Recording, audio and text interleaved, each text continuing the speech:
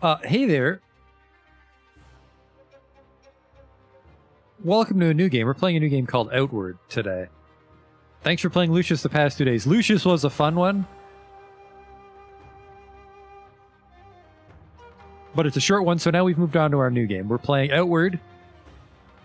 This is a game I've actually played before. I beat the main story. And I really enjoyed it. And I thought I should probably stream this. So I kind of rushed to the last bit of the story. And I missed a whole bunch of stuff. So a whole bunch of stuff's going to be new on this one.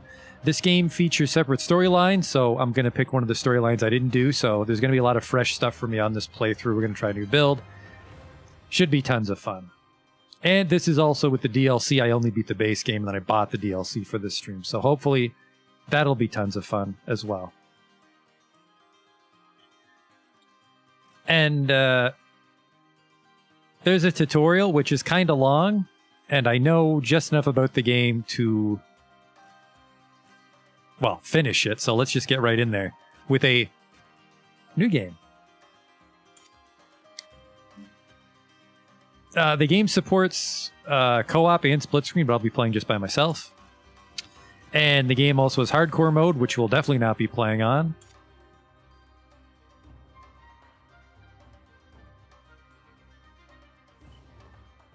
Oh yeah, this is a fun game. It was made in Quebec, which is a fun fact about it. Plays like Eurojank, but it's actually from Canada. And, well, I'm not really sure what you would categorize this game as. You know, I like Dark Souls, but I've always said that I wish people would play games that controlled like Dark Souls without the difficulty as the cornerstone. And Outward's kind of in that vein, in that it's like a, you know, a Souls-esque action RPG, which is a little unforgiving, but I found it a little more forgiving than a traditional Souls game. So let's make our character. First, he'll be a fella.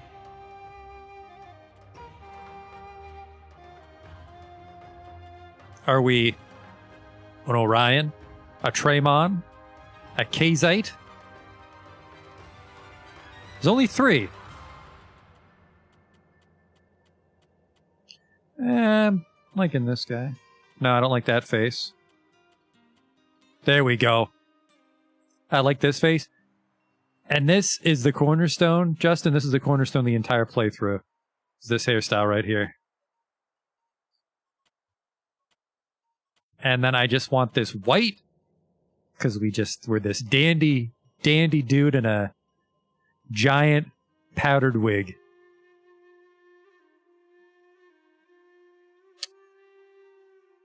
Do people look like that in Quebec? I don't go to Quebec. They might. All right, we'll call himself Daniel. Dandy Daniel. And then, because I've beaten the game, get out of here,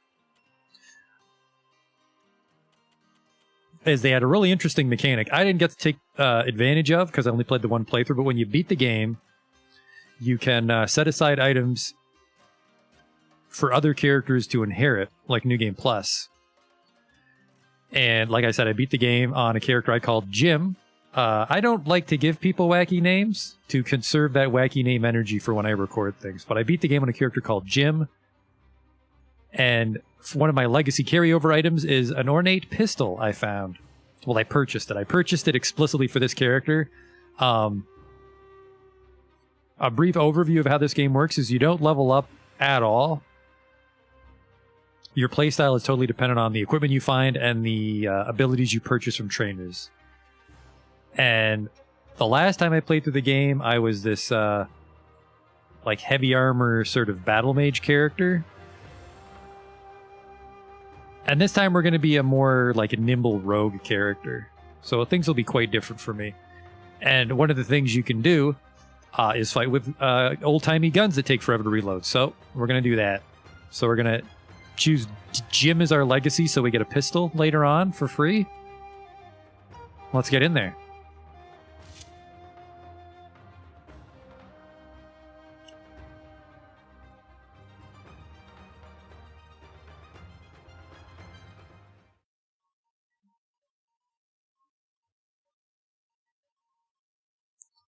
All my life I've lived within the safety of Cierzo, spared the brutality of the world outside. But life in Ori is never that easy. For all the safety that my tribe provides, our laws are harsh. We're judged not as individuals, but as bloodlines. The failures of my bloodline weigh heavy on me.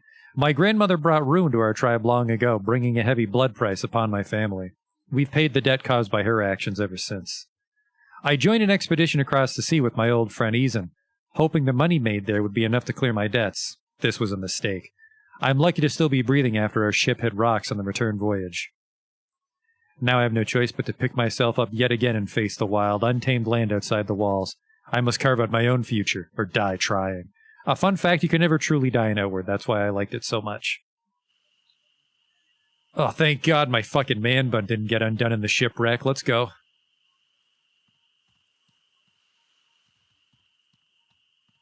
I start with one ability, the kick. Ugh. We'll find trainers as we go, and they'll give us other abilities, active or passive. A makeshift torch.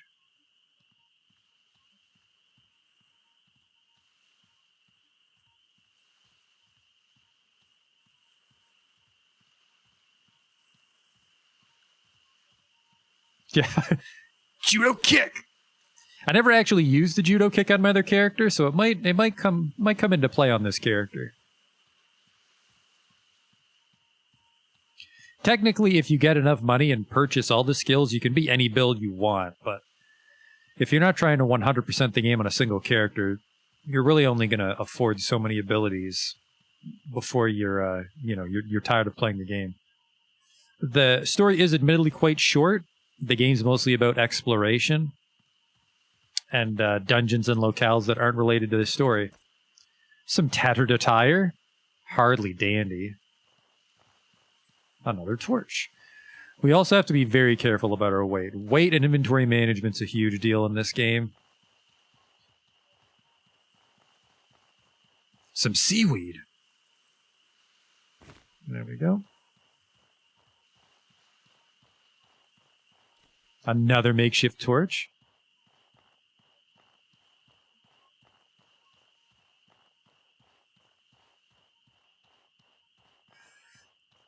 Gather some clean water. We have nothing to gather it in, but I will drink some.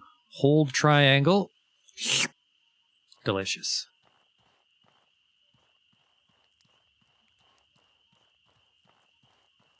Oh, some bandages. Pick some more gabberries. The gift of gab. Are you dead? Yeah, that's a corpse. Oh, wait. Yeah, that's just the campfire I could pee on. Ah, Izan Argenson. Now, the game has incredibly limited and mediocre voice acting, which I've turned off, so I'll be narrating everything. Daniel, you're alive. You must be freezing. Come, warm up by the fire before you freeze to death. Where are we, Izan? The last thing I remember was our ship hitting a rock. We're not far from home. You can see the lighthouse from here, can't you? Ito made it out, too. He's making his way home to Cierzo to get help. Ito made it out alive, too? Thank Ellet. He's a Kazite, Daniel. He was born on a ship. This probably isn't the first time he's had to survive a shipwreck. If you're still feeling too injured from the shipwreck, go ahead and sleep in one of the bedrolls I laid out, and I'll keep watch for Ito and rescuers.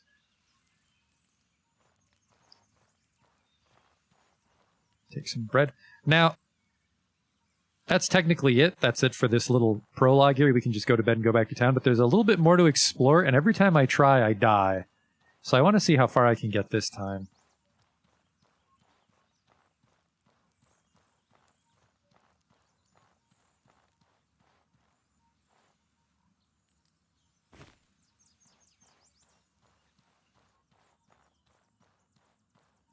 Quite a few berries to be grabbed.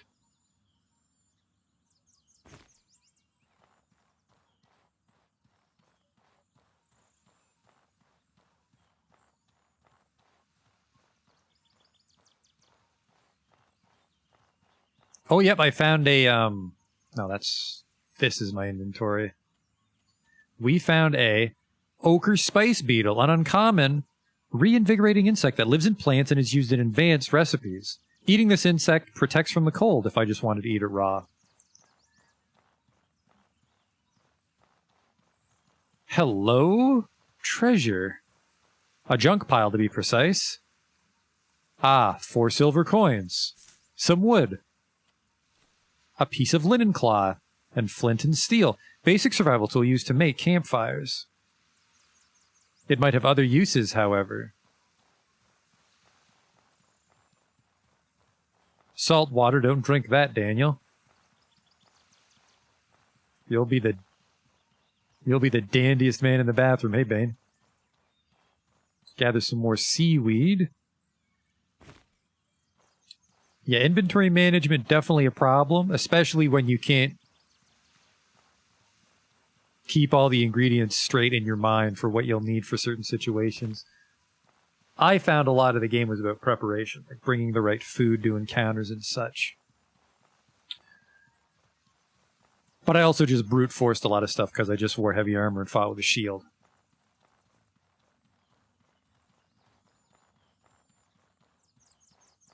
Alright, so that should go back to my town. We don't have any weapons. Over here, this is where I always died. I never got through this part of the tutorial.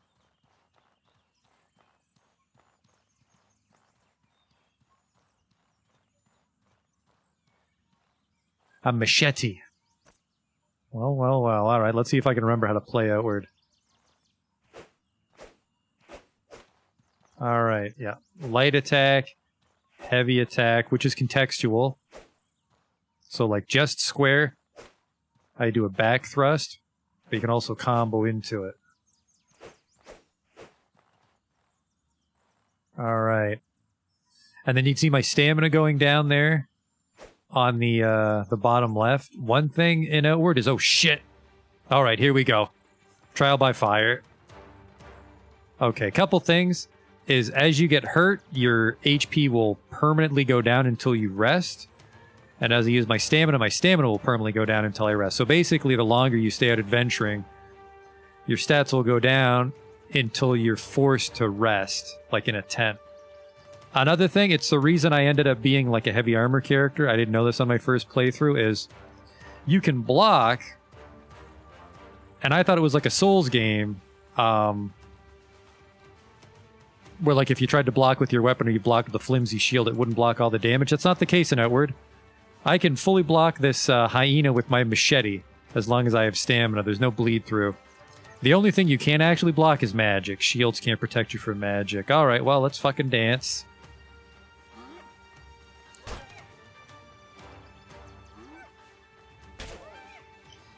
Now he's got a gray bar and a red bar. The gray bar is like poise. If I can drain that, he'll fall over for a second. But I don't think that's going to fly with this baseline character. We're just trying to kill him the old-fashioned way. Come here, you little shit. Try to judo kick him. Judo kick! That was actually pretty good. But his poise is recovering there, you see.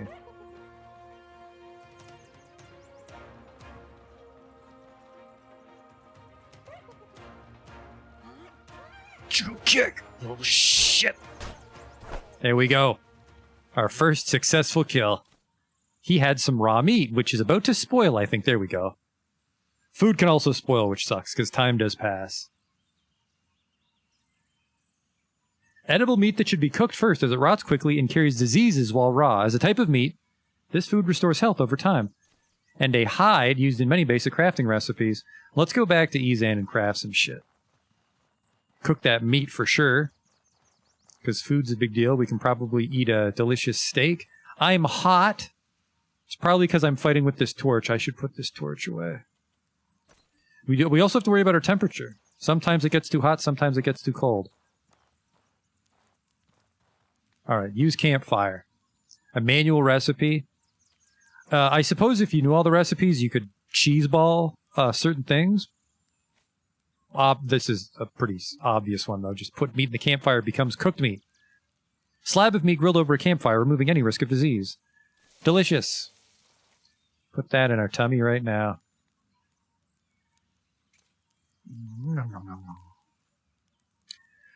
And then we can go over here. Let's check our equipment. We have the machete, which does 12 damage. 12 impact, which is, I think, the damage it does to that poise bar. Attack speed 1.2. Durability. Now, durability, in my experience, it's an odd mechanic in this game because I can actually repair items myself. I never felt the need to pay a merchant to fix things for me, but eventually things will break and decrease in value and power.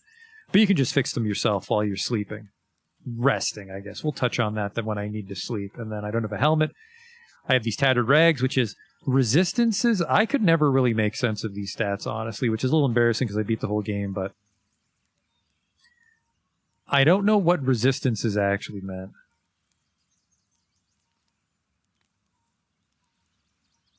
Because I don't think that's my physical armor. And then impact resistance is how it drains my poise, because I have a little poise in the bottom right there. Not bottom right, the bottom center. That's my poise bar that can get me knocked over if I'm not careful. And then I have cold weather defense, hot weather defense for different environments. Bane, there aren't any magic builds. There is magic later on, but nobody can start as a wizard. We have to go unlock magic, and also increasing your mana permanently lowers your health. So it's an interesting trade-off.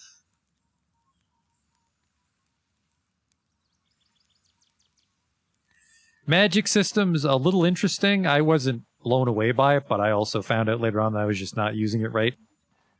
The magic's all about combining it with other abilities and spells. Individual spells are actually quite dog shit in Outward.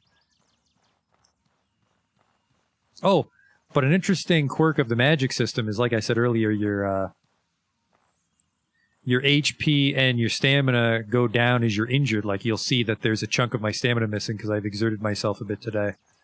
Is those go down semi-permanently until you sleep. But the flip side is that your mana actually goes up the longer you're awake because resting makes you groggy and shitty with magic. Alright, there should be one more monster in here. This is the furthest I've ever been in this area. But thanks to that judo kick, I think we can pull this off.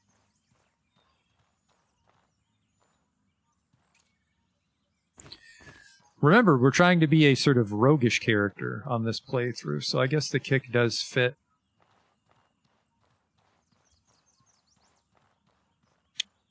And then we ate that piece of steak, which I think gives us a little health regen. Yes, health recovery too. For the next 430 seconds, I recover a quarter of a hit point per second. Which probably isn't going to save us in combat, but those buffs do stack. So they can come in handy between fights. Give me a little shit.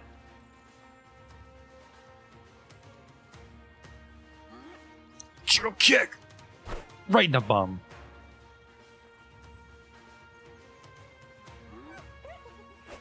Oh! It's quicker than he looks.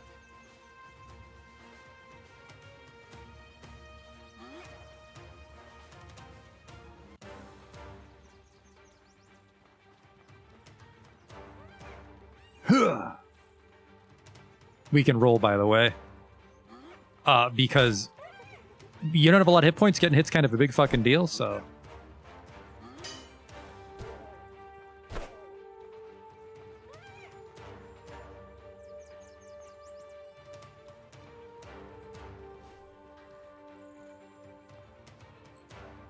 Come on.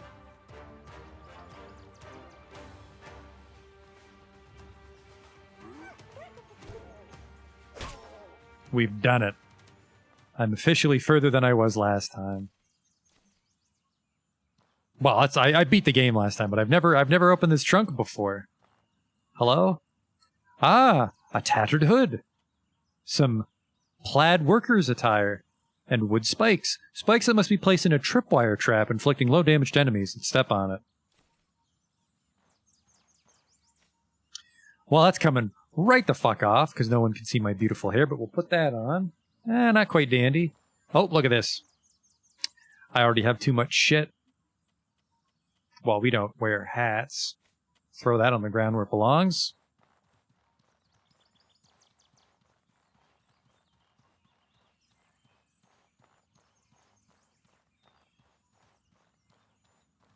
The game's FOV is weird. I set the FOV really high, Bane. I actually have been getting a little motion sick lately. And I don't actually think it's FOV. I think it's just when the game runs bad. But lately I've been putting the FOV high on like every game I play, just because it's not fun to get a little dizzy when you're playing shit.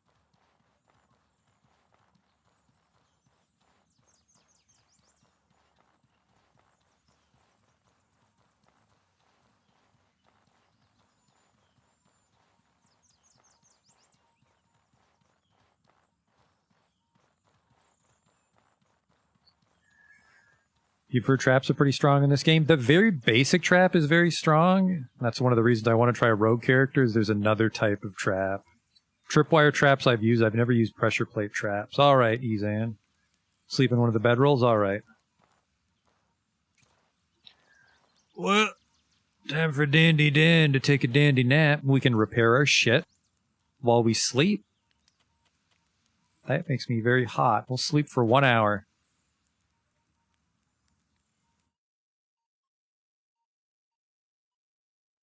So there were the icons there. You're not allowed to sleep if it'll put you in terrible danger. So, like, if you're overdressed and you sleep next to a campfire, you'll get heat stroke and you're not allowed to sleep that long. If you'll starve to death, I don't think you're allowed to sleep that long. If you're going to die of thirst, you're not allowed to sleep that long. But when we sleep, we can set how long we rest, which will restore our max HP and our max stamina. We can also set aside time to watch for ambushes, because depending on where we sleep, bandits can attack us and shit. And you can also set aside some time to repair your equipment, which is good for saving money. Because money is... If there's a way to get rich in this game, I never fucking found it. Unconsciousness comes quickly, and you dream of being ensnared in something. With a yelp, you jump out of your bed. Relief floods you as you recognize where you are. You're back in your old bed at home, the lighthouse in Cierzo. Ezan must have brought you back to your family's lighthouse. Only your aching body tells you that the shipwreck you suffered was not a nightmare.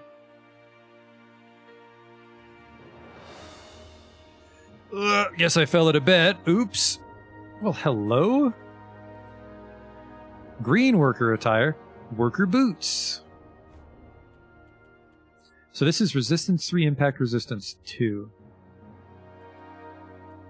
These are the same. Now, which is more dandy? I mean, I like the turquoise. But those pants are dirty, so we'll go with this.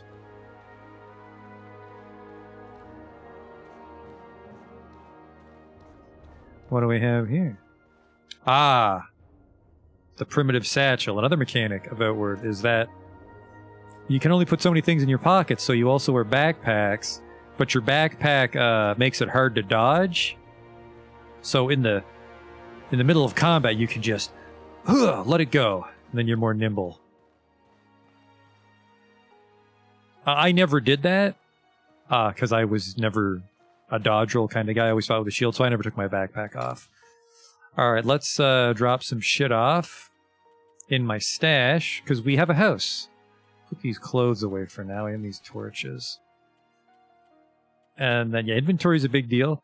I can hold 10 pounds in my pocket here, if you can see, and I can put 25 pounds in my backpack. For now, we're just going to put everything away. Except the coins. We'll take the coins with us. Let's explore our house.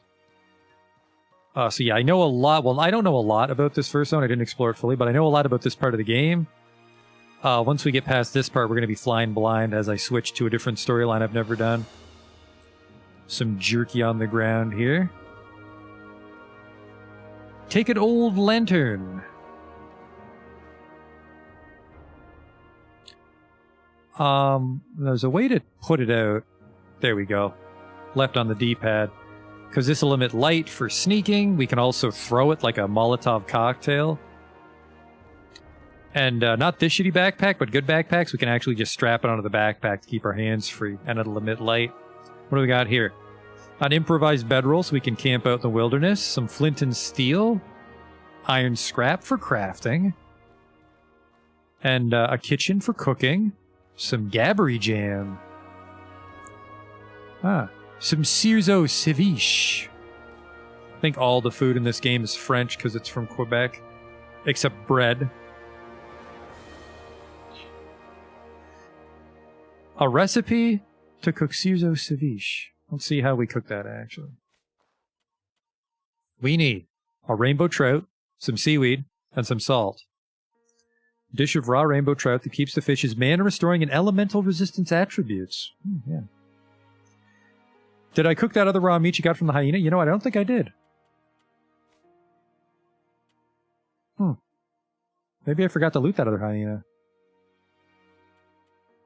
But we can make this Gabbery tartine.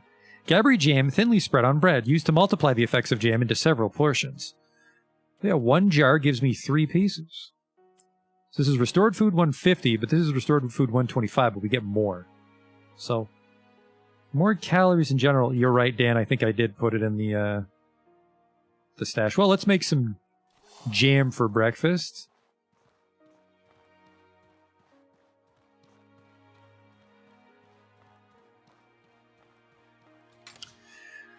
The town is relatively safe, so we'll explore a bit before we go back for our stuff.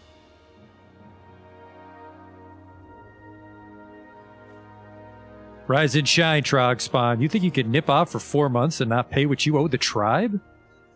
A blood price is sacred, Daniel. You can't just shrug off that responsibility for as long as you did.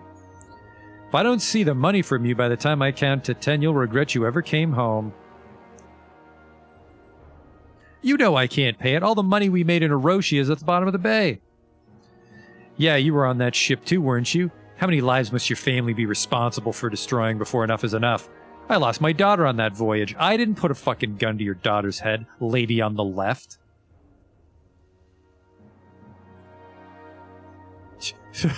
After you barely saw me beat those hyenas, you're being unreasonable. Don't make this violent. This doesn't change the fact that I have no money right now and can't pay you. If you can't make the payment you missed, we'll seize your home. That ought to cover 4 months of ignoring your duty to the tribe. Either pay up or get out of our way. Enough of this. 12 people are dead. Stop this shameful behavior at once. This is a time for the tribe to come together and mourn our lost loved ones, not to demand payment from a survivor. To threaten someone like this while the lost lives are still fresh is an insult to their memory. Daniel's a victim of that shipwreck too. Under the laws of the Blue Chamber Collective, I've declared a period of mourning. You understand what that means, don't you? But Chamber Lady Aberdeen, Daniel's clearly been... I said that's enough. If you want to resume discussions with Daniel after the mourning period, feel free. But until then, your concern should be for those whose lives were lost in the wreck. Oliel, see these people off, would you? You heard Mother, away with you, or I'll personally see to it that you get double shifts of guard duty this month. Leave Daniel be. I'm sorry that was the first thing you woke up to, Daniel. Please forgive them. Many of them have lost family and are not thinking straight.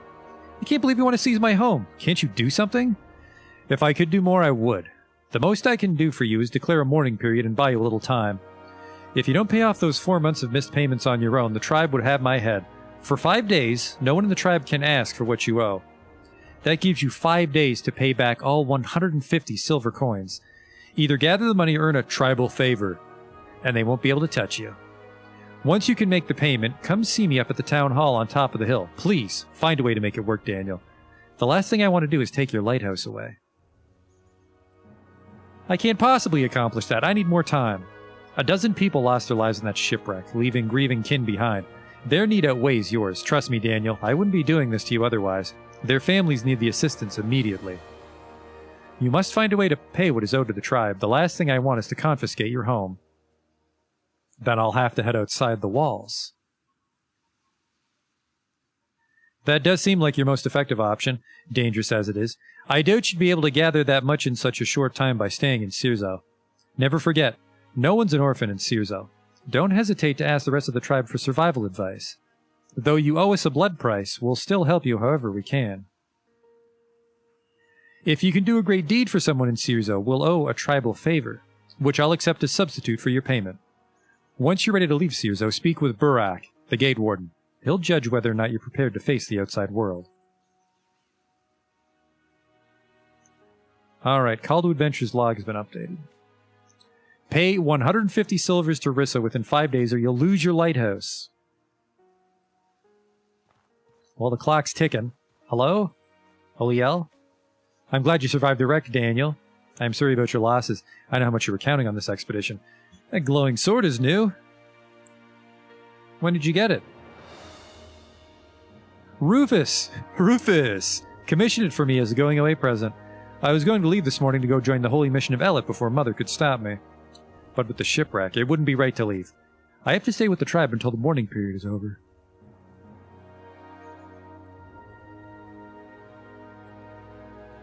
You have no idea. I don't know how I'm going to gather the money Riss is demanding from me. I have faith in you, Daniel. You'll pull through. If you can survive such a lethal shipwreck, I'm certain you can make your next blood price payment. Go now. We both have work to do for Cierzo's sake. Alright, we'll start looking for shit to sell. I have how much? I have 39. We gotta make another 109 silver. A quarterstaff. We're on our way.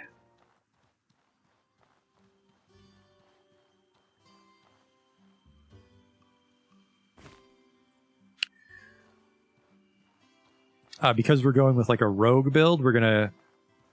I don't know what weapon we're gonna fight with, but we're gonna fight with a dagger in our offhand. Because that's how daggers work in Outward. Hello? Cierzo Guard? Nice seeing you, Daniel. The Cierzo militia can answer any questions you have. Where can I get some sleep? The inn's the first building south of the gate. The entrance faces the city wall. Also, if you want clean water, go to the water purifier to the northeast of the beach. Need something else? Merchants and traders?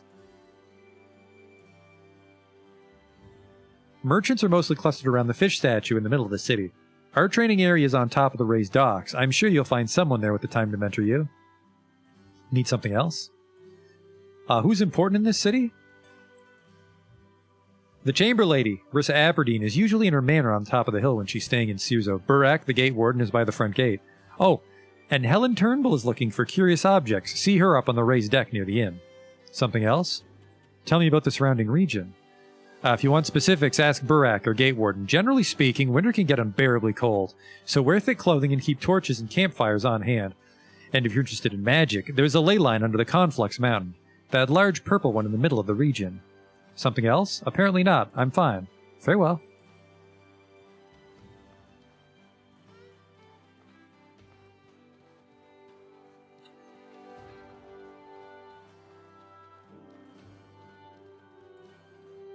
Oh, and yeah, Bane, the map is a little wacky in Outward because we can never see where we are. So we have to depend on landmarks and the compass. So for example, this was our house, and we went uphill. So we should be here at the town hall. A felling great axe. My last character actually fought with an axe, because even combat axes can be used to chop wood, so I saved a little inventory space there, but I don't think we'll fight with an axe. We might fight with a sword and a dagger. Actually, I think that's really all I could fight with if I don't use axes. Hello? Red light clothes. Hot weather defense 15. Some mineral tea. A concoction that increases impact resistance and cures indigestion. It also restores burnt health. It takes hours after drinking this to fully recover from an indigestion. Alright, well, Pepto-Bismol it ain't. I'm taking it, though. Needle tea. Concoction that helps with the heat and indigestion. It also restores burnt stamina, so if we don't want to go to bed yet, we can use tea to recover some of our stamina, but it's hard to keep enough items on hand, so ideally you eventually go to bed. Is there shit up there to steal? I can't tell from here.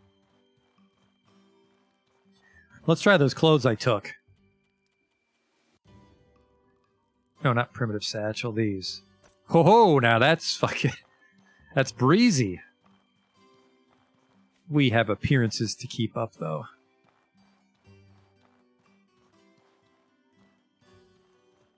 Hello, treasure? Nope, not up here.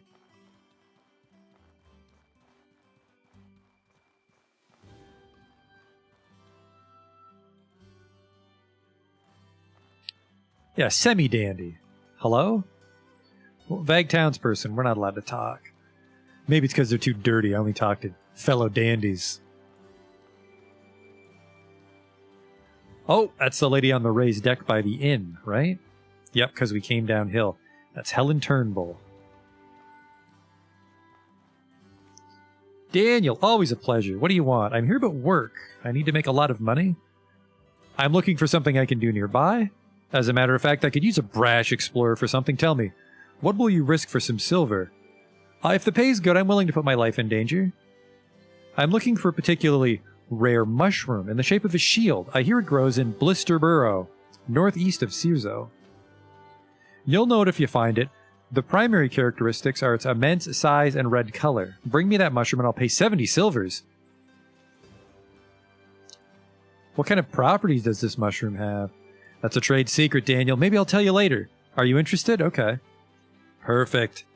Make sure you have a good weapon, a lantern, and plenty of supplies. It's a dangerous cave, and you'll be putting your life on the line. Don't forget that trogs have poor eyesight, but fantastic hearing. To get to Blister Burrow, head out of Cierzo's main gate, then follow the road to the left. When you get to another fork in the road at a wooden gate, turn left again. Because, yeah, we can never see where we are on the map, so we're going to get these old-timey Morrowind directions. So, follow the road to the left, and then at the next fork, turn left again. You'll know you're going the right way if you see crude statues made by the troglodytes. The entrance should be just ahead of you, along the hillside. Okay, I'll leave you to your work of standing on this deck. Goodbye. And we can't go inside. Buildings are just for show and outward. Whoop, hello? A pitchfork. It's hardly dandy. You might be able to sell that for a couple bucks. This is the inn. This is someone that just has their own way of eating porridge. Well, if it isn't Daniel, come on in, having the usual. I'd like to talk. How's your attempt to pay off your blood price going? You better find that silver if you don't want to lose your home. Oh, that reminds me. Helen Turnbull was around here. She said she was looking to hire someone for a job. It's also possible that some survivors of the wreck washed up on the beach further out on Chersonese. If you could save one of them, I'm sure they'd return the favor. A tribal favor, maybe.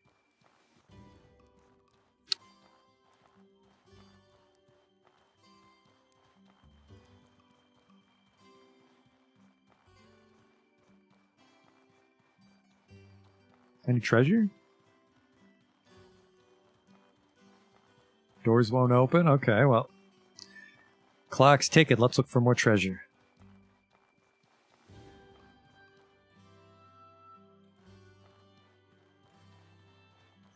Like these gabberries. One thing I can never get the hang of is sprinting lowers our stamina, but you walk so slow otherwise, so I could conserve stamina by not sprinting everywhere. Hello? Soroborian Caravaner. Cierzo's my favorite town on Ori. The delicious fish, the sea breeze. But back to business. What's it like working for the Sorobor Academy? Ah yes, I can see why you'd be curious. Sorobor Academy is a storied institution, going back to even before the Scourge. It's more than just a place of learning, it's where the greatest minds in Ori congregate to shape its future. As long as you can put in the work, you'll get quite a bit out of it. Connections, wealth. It asks a lot of hard work out of you and years of effort before you see a payoff, but I can't imagine living any other way. I'd like to join the Sorobor Academy. How would I go about doing that? I don't want to do that. That's one of the DLCs. What do you sell? He sells guns, so we can get a shittier gun than the one we inherited from Jim. We could also buy some clothes, trader garb, trader boots. What else does he have? Nothing of value. What do I have of value? Ooh, those desert clothes will go for a little bit. And you know, it's more important to pay off the debt, so we'll earn that money back another... Sir, we'll earn those clothes back another day. And I stole this from the town. There you go. A big axe and a pitchfork. That beetle's worth a bit, too. No, we can use him to make tea. Basically, you find all sorts of shit and just boil it in water to make these teas. If we can find the recipe. Confirm transaction. Look at that. We just made 22 silver.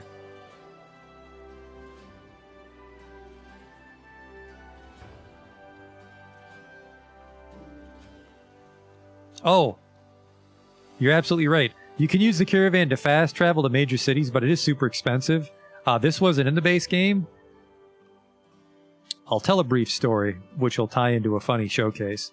I was playing the game, and I was doing pretty well. The game has no save load.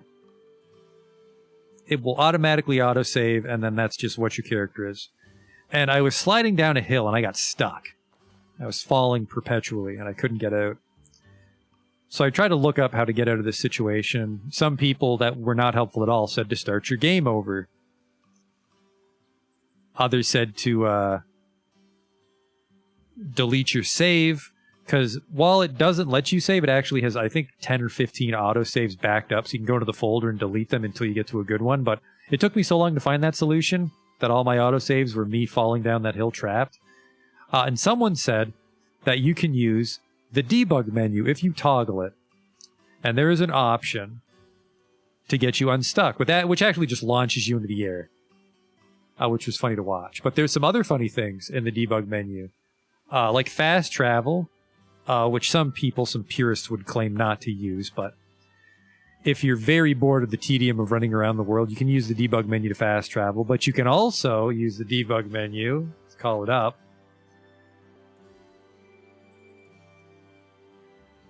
so yeah, if you get stuck, click this button that says I'm stuck, and we can fast travel to different zones if we wanted to.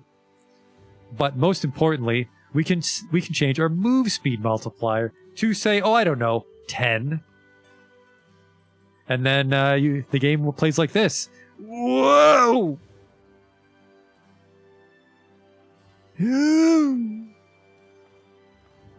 We won't do that. Honestly, if the game gets too tedious, we might use the fast travel, just go between towns, or just increase our move speed to 2 or something, but you play the game at move speed 1.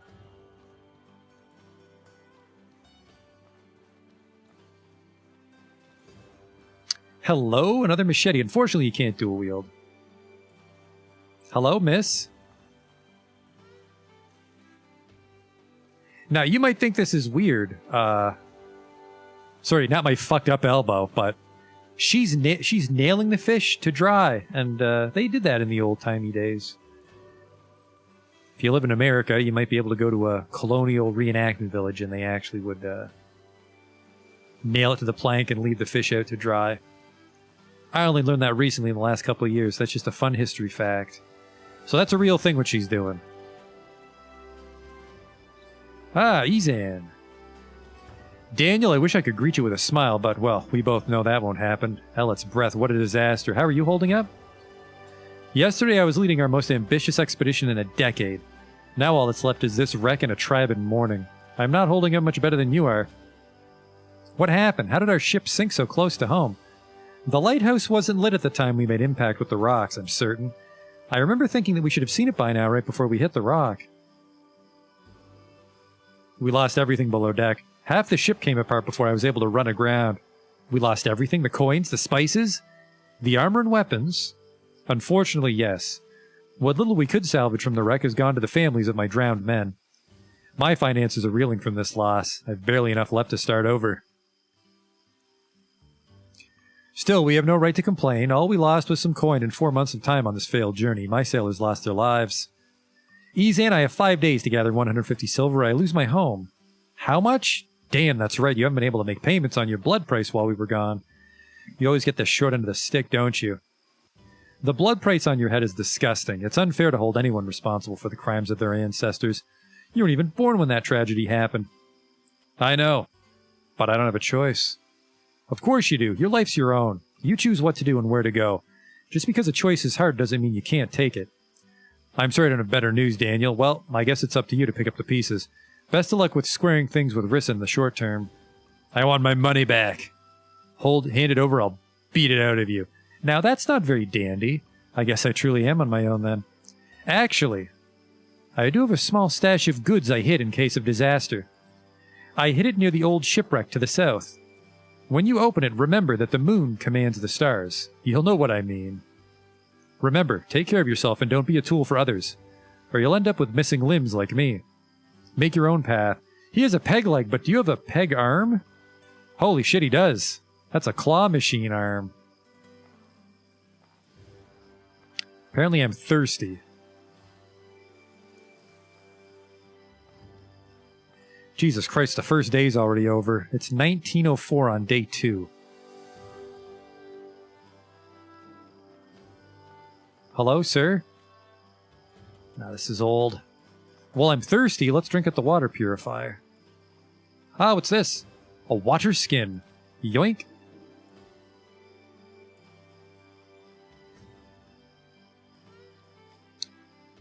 So we have a water skin we can drink from. Drinking water restores stamina over time and removes the burning status. It can be filled at fountains or in natural bodies of water. Now, it's important not to fill it with salt water and drink it by accident. You get the shits.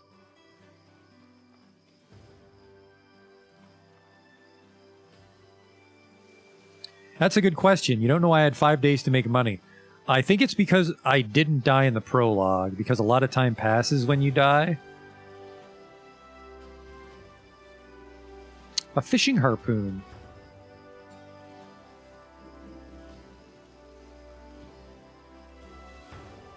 So it hasn't come up yet, but when you do die in Outward, you don't truly die. You basically black out, and you wake up somewhere else. Someone always saves you, or you just pass out for hours or days.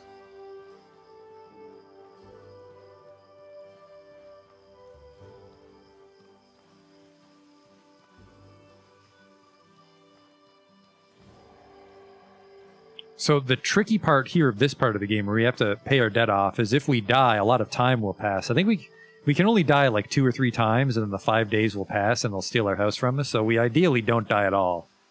And that'll give us enough money to... That'll give us enough time to raise the money.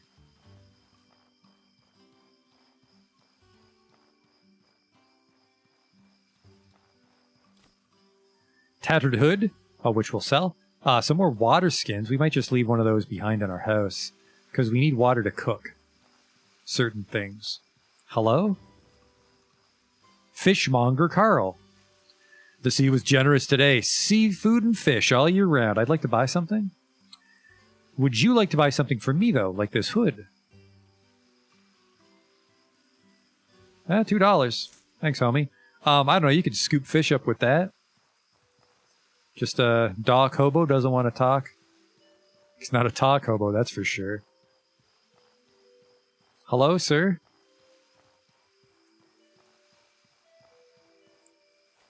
Oh, Daniel, what brings you here? How's my brother doing? Oh, he's Eason's brother. Eason's alive. That's more than most of the other people on our expedition can say. Yeah, shame about the shipwreck. Accidents like this happen all the time. Not at the lighthouse is late. Who the fuck was on duty that night? Not a clue. I'm not the one organizing things around here. Wasn't me, though. That's for sure. Shouldn't you be helping your brother salvage the wreck? I don't think he wants my help. He always says that I'm stupid and clumsy. I'd probably just get in the way. Oh, this is the worst day I've had in forever. It's getting dark out. Let's turn our lantern on.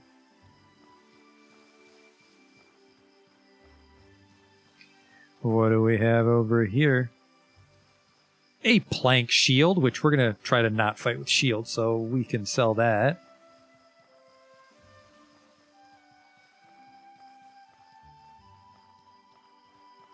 Guard, townsperson. Oh, what's this? Get out of my fucking way. Crafting, makeshift hat, makeshift boots, makeshift leather attire. Now, I'm never making a hat, so we can probably sell the hat recipe, but we can make leather clothes out of that hyena leather. Master Chef Arago. The freshest fish here. Just caught moments ago. Take a look. Can you teach me how to eat when I'm in the wild? Because, right, the town's supposed to be teaching us how to actually survive out in the wilderness. I've got you covered. What's on your mind? I'm not sure how to find food out there. On top of hunting, you can forage for food. Pick gabberries from bushes, or use a fishing harpoon at a fishing spot. Cook any raw meat and boil any water that isn't clean before eating. You don't want to get sick. I'd like to talk. I always loved the ceviche your parents made. I was never able to achieve the same taste. Could you prepare me a ceviche like your parents used to? I'll return the favor. Okay. You can gather all the ingredients on the beach. In the Chersonese. Remember how it goes, right? A trout, seaweed, and some salt from a great big pot? Need something else? I would like to sell you this hat recipe. 3 silver coins and you can make your own hats. Now I know what you're thinking. Why don't I just make leather hats and sell them for money? I'm pretty sure this makeshift stuff we don't turn a profit on. There's a baseline level of gear we can craft and it's not worth anything. So let's sell it.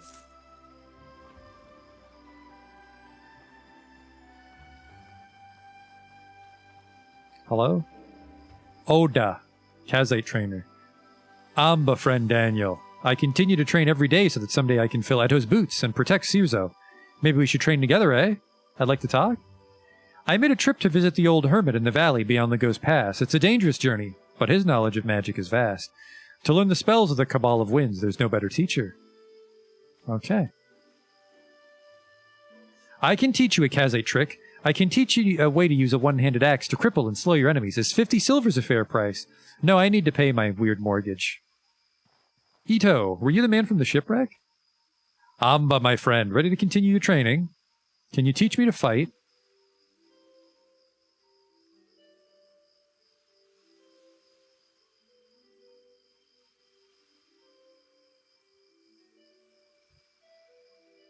What do you want me to teach you? How do I actually fight? I mean, you watch me fight those hyenas, but... Lock on enemies to circle around them in melee, or to attack foes with bows or spells. You can combo attacks. Heavy attacks are slower, but stronger. Performing a heavy attack at different points in a combo performs different attacks. Attacks take stamina to perform. What's the best way to prevent taking hits from enemies?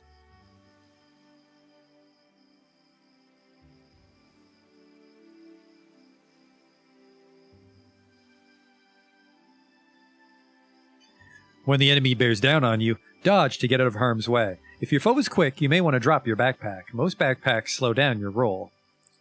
Blocking will protect you from enemy physical attacks, but every hit you block will consume stamina. To block projectiles, you must use a shield. Against magical explosions, you'll need to dodge. If you need to get into a better position or to flee, just sprint away. Take care not to run for too long or you'll be too exhausted to fight. Interesting. How should I protect myself? Some foes will do more than just strike at you with swords or claws. They might harm you with ice, fire, lightning, or more. Wear equipment that resists the type of damage they inflict. Every blow you take will destabilize you. If you take too many hits in a short time, you may be knocked off your feet. If you're being harried too hard, try to get some distance from your foe and regain your footing. Likewise, if you manage to make your opponent stumble, press your advantage. Blunt weapons are an excellent choice to use this strategy. Oh, I could fight with a club. Club dagger? That's very roguish. How do I sneak around unseen? First, you'll have a better chance of avoiding detection if you're in the dark. Then, put out any lit lanterns or torches and crouch down. Stay out of your enemy's vision and either sneak past them or carefully approach them to attack. You can use this stealthy approach to set up traps for your enemies, or to get the first strike with a melee weapon, or to backstab them if you've learned the right dagger skill. Traps are powerful when you bait enemies into them. First, you need a trigger device like a tripwire. Then you need to arm it with a compatible item like iron spikes.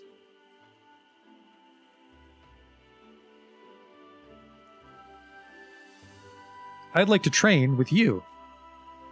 Okay, so like I said, we never actually gain in power.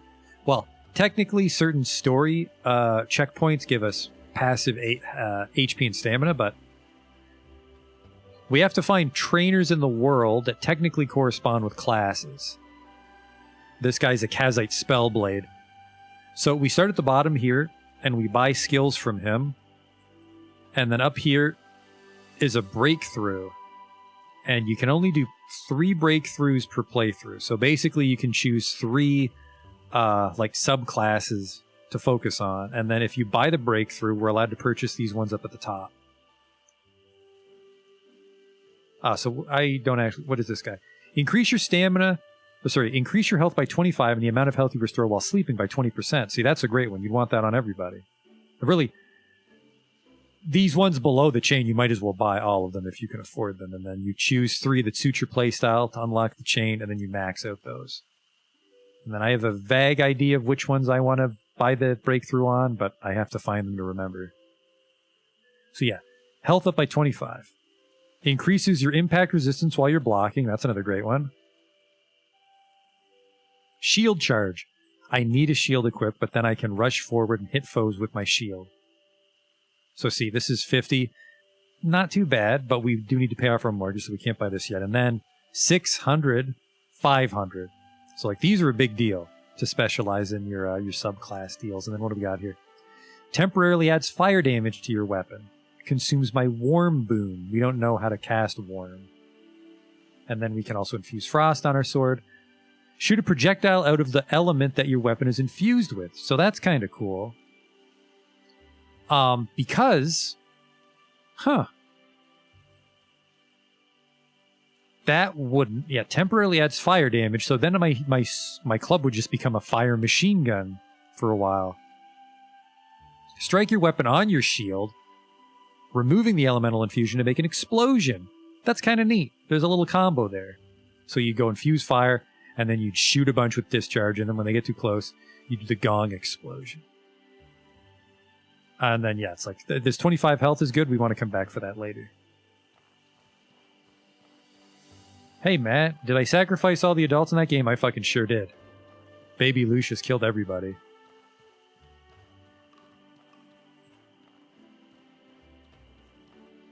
How are we doing here? Yeah, it's almost midnight on day 3. The quest log should say exactly how long I have. Within 5 days, I think that will update to be 4 days and so on. All right.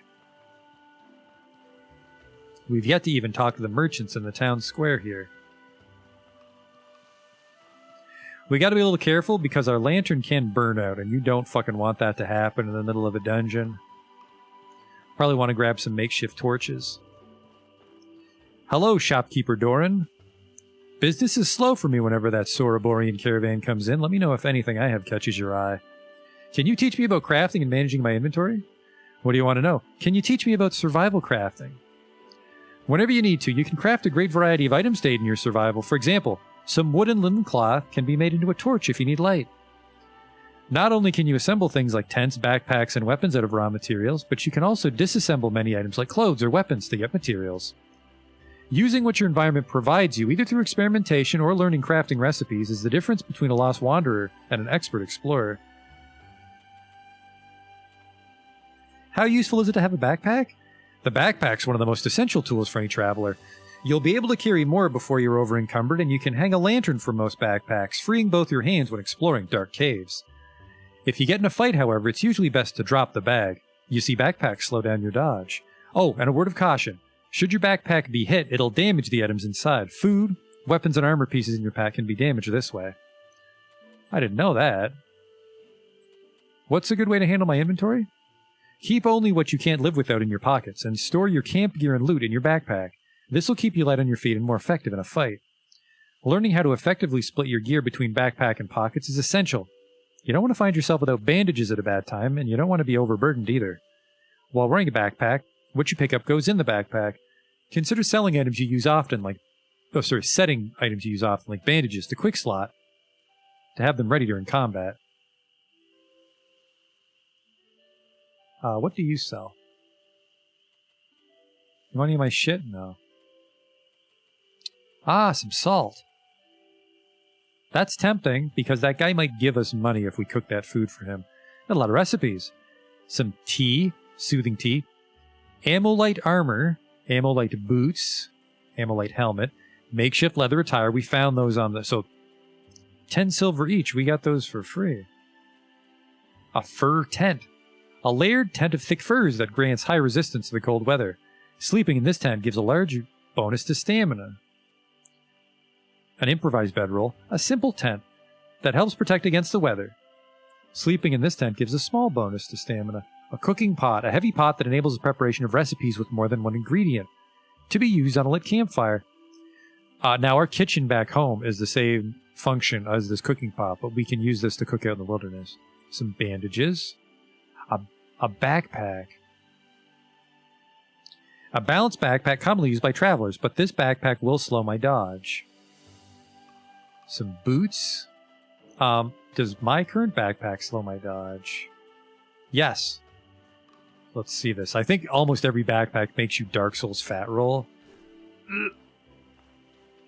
So then we just do this. Hoop. Hoop. Woo. Woo.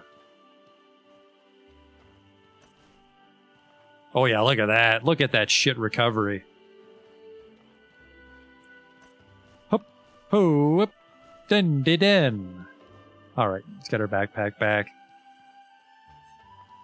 Yeah, the other reason I never took my backpack off, I may have mentioned this earlier, is when you die, you wake up somewhere else. But if you took your backpack off, your backpack's back there. So like if you die in the middle of a dungeon and you get dragged back to town by a friendly traveler, you gotta go get your shit. Helmy the Alchemist. So long as you can pay for my medicine, I'll see to it that you get what you need. Can you teach me about magic? I could wax poetic about it all day. What's your curiosity? What actually is mana, and how do you control it? Mana is an energy that flows through everything. Plants, animals, people, even rocks. Mages are those who have learned to capture that energy and unleash it in the form of magic spells. Magic is something that requires patience to master.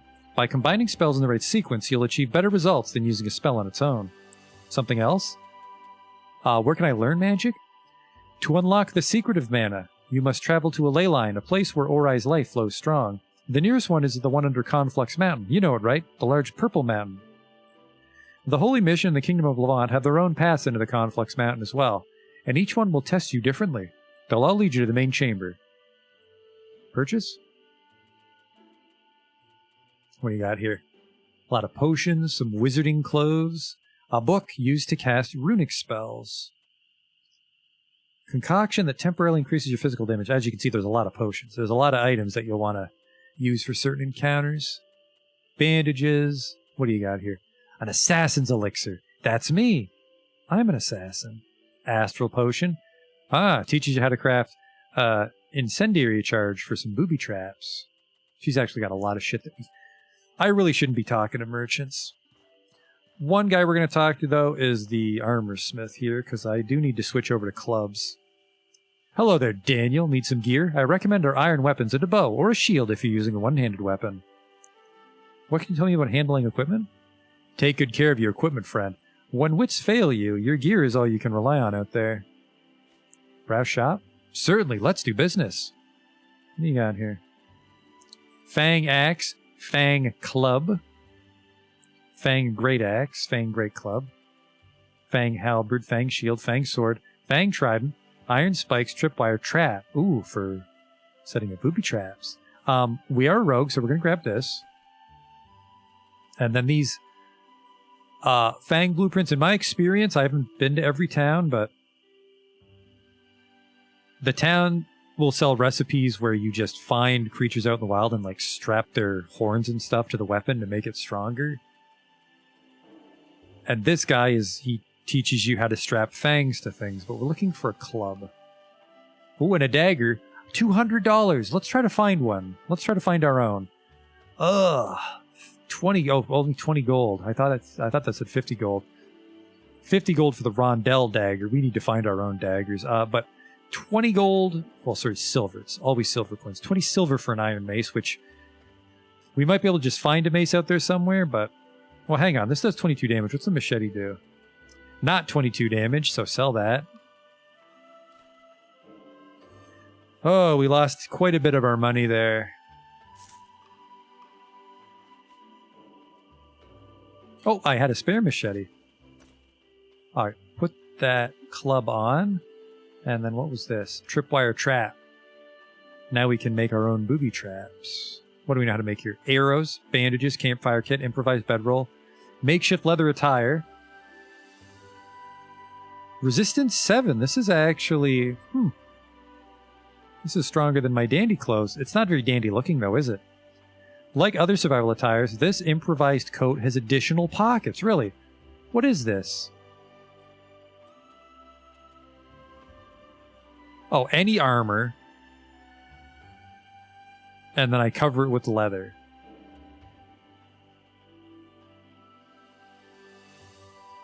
So I think we can actually put the leather on this clothes. The leather attire we have here. The quarterstaff and the plank shield are just taking up space. We'll put those in our stash. And then we could probably go to bed for the night, because as you can see, it's fucking insanely dark. Rufus! May Ellett watch over you, Daniel. Can I help you? You're a healer, right? What should I be worried about out in the wild? Do you have any specific questions? What short-term situations could make me lose the edge in a fight? Many foes will infect you with temporary effects. These effects go away over time, although many can be cured with the right items. For example, if you're bleeding and losing health, a bandage will stop the bleeding and heal you for a short time. Whoops, sorry, Rufus. What do I do if I catch a disease? You can brew or buy various types of tea to begin the recovery process. To make your own in the wild, you'll need the ingredients in a cooking pot, though. After drinking, you'll need some time before the illness is actually cured. If these options are unavailable, just rest for a long time. Have lots of water, sleep, and food, and eventually you'll beat back the disease. Depending on what you caught, it may take several days before you're well again. Yeah, we gotta pay our fucking mortgage off before that happens. Anything I should avoid outside of town? Well, for one thing, be wary on the beaches outside. An encounter with a pistol shrimp may prove deadly. There's a reason they're so colorful. It's to warn other predators away. Not only are they nasty up close, they boast a deadly ranged attack as well. It's charged with lightning, so use potions and armor that resist this type of attack if you fight one. The Chersonese has game animals and plenty of trees for wood. Its water, however, has to be boiled first. Fill your water skin at the water purifier on the village beach before you head out. Or I can boil it in a campfire. You're a priest. What can you tell me about Ellet? As a human, he was far from perfect. He was supposedly brash and full of himself in his younger years, but he strove to improve himself day by day and founded the tribe without name, governed by the 3 pillars the holy mission still follows. Then came the Scourge. Ellet, being a master of magic, sacrificed his very humanity and became living thought, guiding us to the uneasy stalemate we've known for most of this century. The 5 winds we once prayed to were capricious. Ellet, however, I've had the honor of speaking with him. He's very real. Having a god that was once mortal is comforting. He remembers what it was like to wear flesh like we do. I'm leaving now. Yeah, I want to go to bed, but there is a little baby dungeon under the town I want to explore. This is also an important dungeon because our little legacy pistol's here. We just need a way to unlock the door, and I don't know how, actually.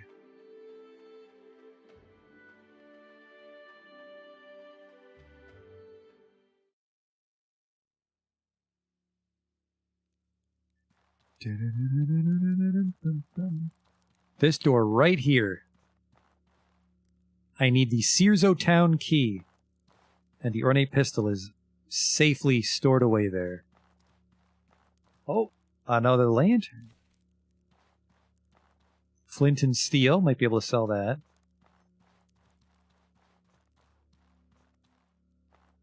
An improvised bedroll, which I think you can use this as like a hobo hideout if they steal your house from you.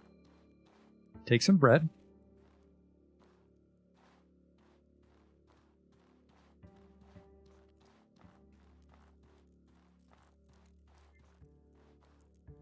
Gabri's Jam. I think this is in my house.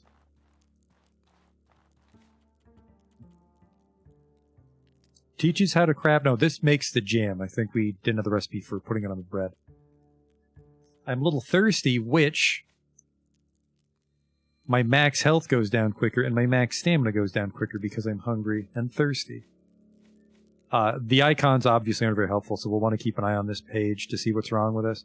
So let's eat and drink. See, we're already at capacity on our backpack, 24 to 25. And we barely have anything on us. Let's look at what's fucking us here. Machete weighs 2. Well, this shield is garbage. Drop. Quarterstaff's taking up space. Merchants won't buy those, so that's just junk. The water satchel weighs 1.5, and we have a bunch that we don't need. We can probably drop off. Well, probably 2. We can take 1 when we go adventuring. Leave 2 at home. And if we're going on a large adventure... my philosophy in Outward is it's to take a lot of stuff when I'm exploring, and then when I just find a dungeon that I want to explore, I come back with a much lighter load. Because the world is quite large. What's my bedroll? 2 pounds. We can probably sell that machete. We can scrap the machete for iron scraps, but I'm not sure if the iron scraps are worth more than the machete. There are some ways to abuse the economy and get rich. I'm not sure what they are. Hello? Padded armor. Huh. A hatchet. Jerky. Some arrows. We'll probably fight with a bow. Because they're old-timey pistols. I want to fight with pistols, but they're old-timey pistols, so you can reload it. I've seen that you can do some greasy shit, like you just... have a bunch of pistols preloaded, like 8, and you put them all in your hotbar and you just shoot the pistols one by one. We probably won't do that unless I get really stuck. You'd basically start the fight with the pistol or end the fight with the pistol. And then you'd also have the bow for your more reliable ranged attacks. Alright, well, let's put this armor on. Which, what we're wearing is weightless, so this weighs more than our clothes, so we swapped our weights. Not as dandy now, but I mean, it is armor. We went from 3 resistance to 9 resistance. And what are those? Hell. Okay, physical resistance is the double sword. Hammer's impact, which is your poise. Attack speed. Okay.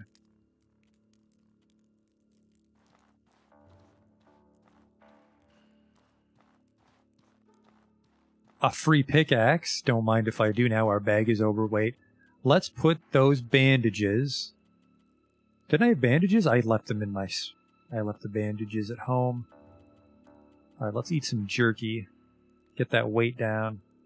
I don't need my bedroll right now, so we're going to drop it on the ground. Well, really, I don't need my backpack right now, do I? So the second there's a fight, we can just drop it.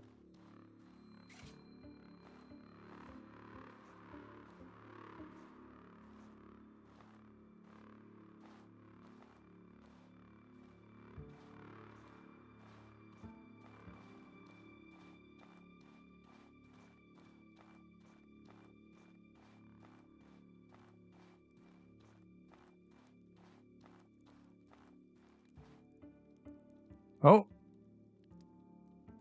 There's something over there. We're going this way.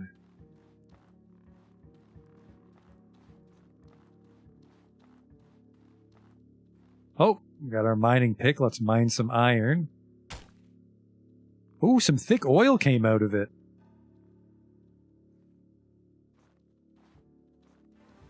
Oh, hey there, man. Hey, how are you?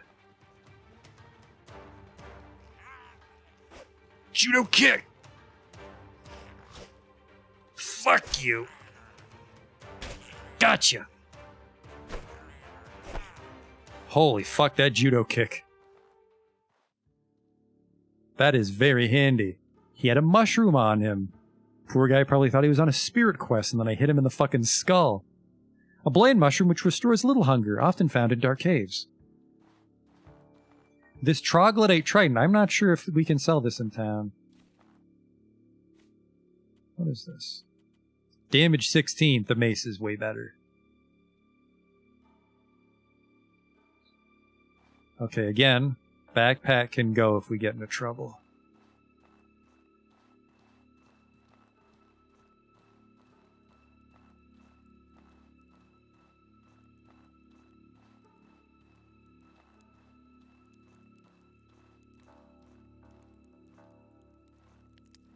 Hello?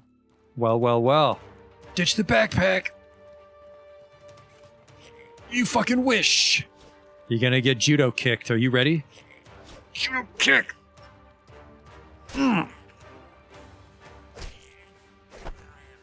Gotcha!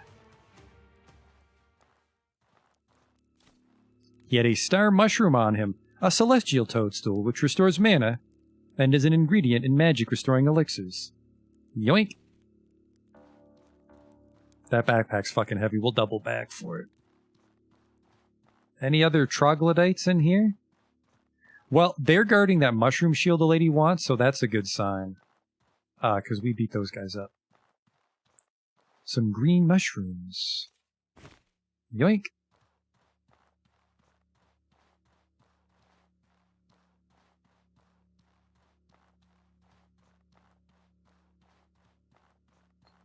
There's a sign up here.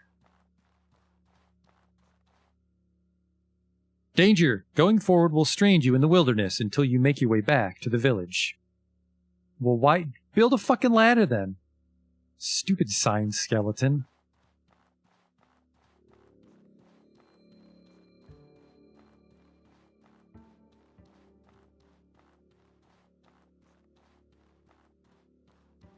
What's over here?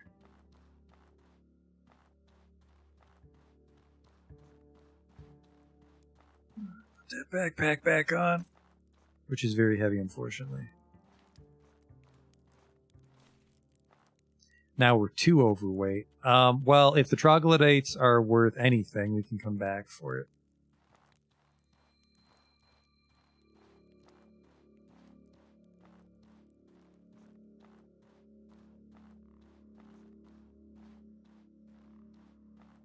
Holy fuck, that judo kick. I never used that ability before. Incredible. Is my pocket light? That's a brilliant idea. There is just enough room to put the troglodyte spear in my pocket, isn't it? Because that'll come up a lot, is you'll just have a little bit of extra room in your pockets, but not your backpack.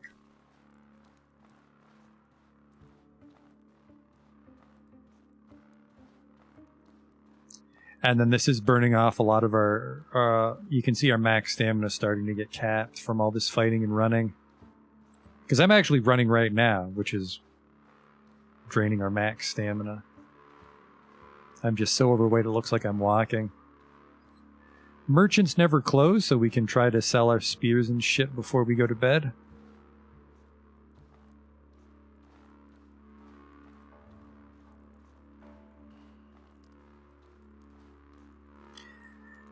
This is a very bad backpack. We can't even hang our lantern on it. But we need the 150 silver, so I can't really... can't really spare any silver for a backpack to hang our lantern on, because we need the 150.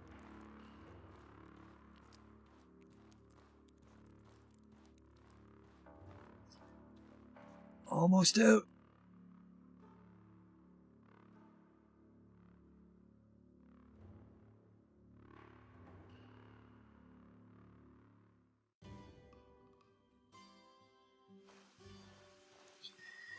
Yeah, I think the real trick with the backpack game is to just really take a hard look at what you use. Like, I found that I never really cooked or did alchemy when I explored, so the cooking fire and shit and the cooking pot and the alchemy kit were unnecessary. I had way too many of each given item. I'd have like fucking 20 bandages on me.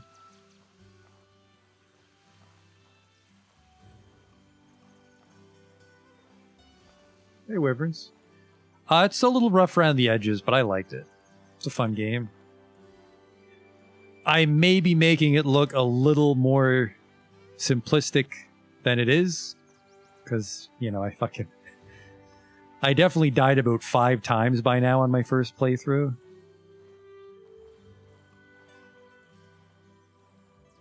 Almost there. Oh, he'll buy those troglodyte tridents for 6. And you know, I think the padded armor is stronger than the leather armor recipe. All right. We don't fight with hatchets or axes. Sell the spare lantern for 4. And what was this? Jerky. We definitely want to know how to make jerky, because that'll solve our food rotting problems. My lantern's almost burnt out. Alright, we're right back where we were, because we had 66 silver earlier, remember? Now we have 67 or so. So we actually didn't accomplish anything in there. Well, we paid for our mace, and this padded armor is probably quite useful. But it's time for us to head out into the world of Outward. Has it been... Actually, Jesus Christ, was I in that cave all night? It's 8 a.m.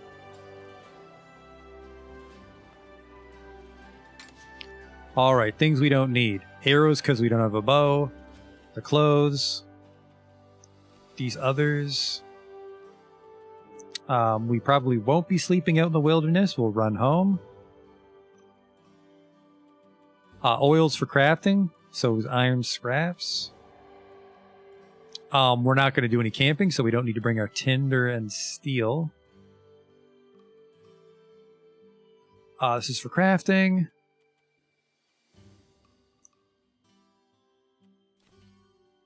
We'll keep the food, which is probably not necessary. This, we can put this pickaxe. I wouldn't really call it a trick. It's pretty fucking baseline strategy, but I would always put my hatchet, my pickaxe in my pocket. So that would free up a little space in the backpack.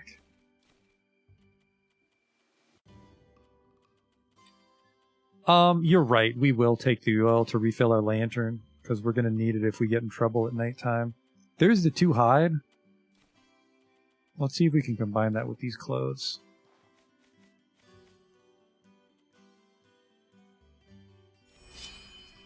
All right, we've got a makeshift leather attire, which I think is more carry capacity, but I think this is stronger. This is 9 resistance, 13 impact resistance. Yeah, this is worse. And it makes me look like a hobo. But your pocket holds 15 with this. And unfortunately, it's makeshift, so I don't think merchants want it. Which I kind of fucked myself there because I could have sold the unmodified version of the clothes. Let's make some berry jam. Head out. Or I don't have enough berries. Will you buy my flint and steels? I could use a sleep. I was never able to figure out how long to sleep. Because if you remember, the tents gave varying stamina bonuses, so... I would always sleep for like 8 hours, but I'm pretty sure you can just take like little 1 or 2 hour siestas to keep your stamina and your health topped up. One thing that sucks, though, is when you're doing shit in town, you're sprinting around everywhere, your stamina will go down, which is very frustrating. Nope, he does buy it. And they buy this. Okay. Alright, we've learned everything there is, I think. We've spoken to everybody with staying alive tips. Now we can finally leave. And journey outward. Hello. What do I need to survive in the wild?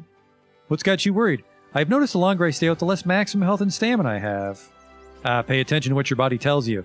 As you push yourself, your maximum reserves of health and stamina will be diminished, and you'll only have a fraction of your maximum. Sleeping in a tent or a bed will restore your reserves of stamina and health.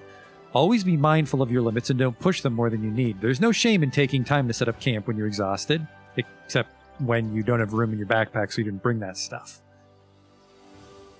How important is it to eat, drink, and sleep? Are you fucking serious? Your body has needs. Hunger and thirst and exhaustion are persistent foes, so eat and drink when you need to. With a little preparation, you'll find it easy enough to take care of yourself. Rest is the best remedy for a wounded body. If your reserves of health and stamina are diminished or you're gravely injured, it's a good idea to rest in a bedroll or a tent. If you're near civilization, a night at the inn will take care of your needs. It will cost a handful of silver, though. Dangerous temperatures? Be mindful of the weather and climate you travel in. When the cold rolls in, you should dress warmly and use campfires or torches for warmth. If you stay cold for too long, you may get sick and eventually freeze to death.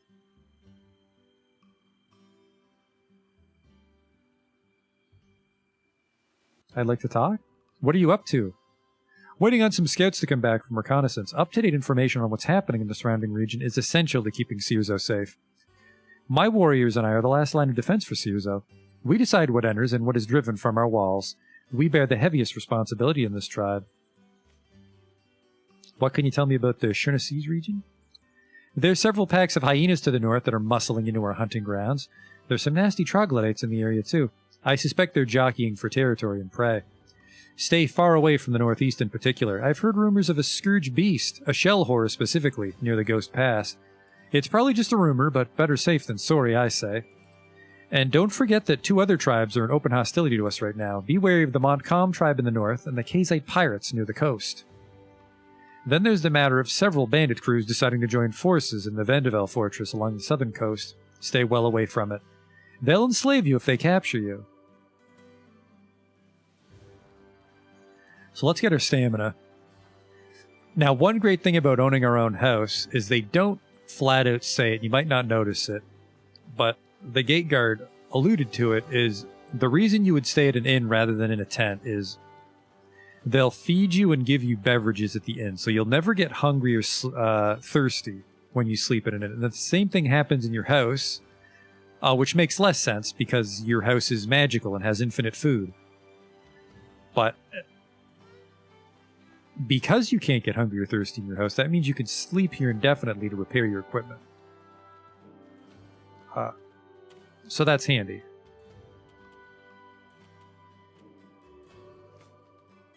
So we'll sleep for a couple hours and repair our gear for 1 hour just to keep it kind of topped up. I don't think that will completely fill it up. So that was a 2-hour cat nap. And that gave us all our stamina back.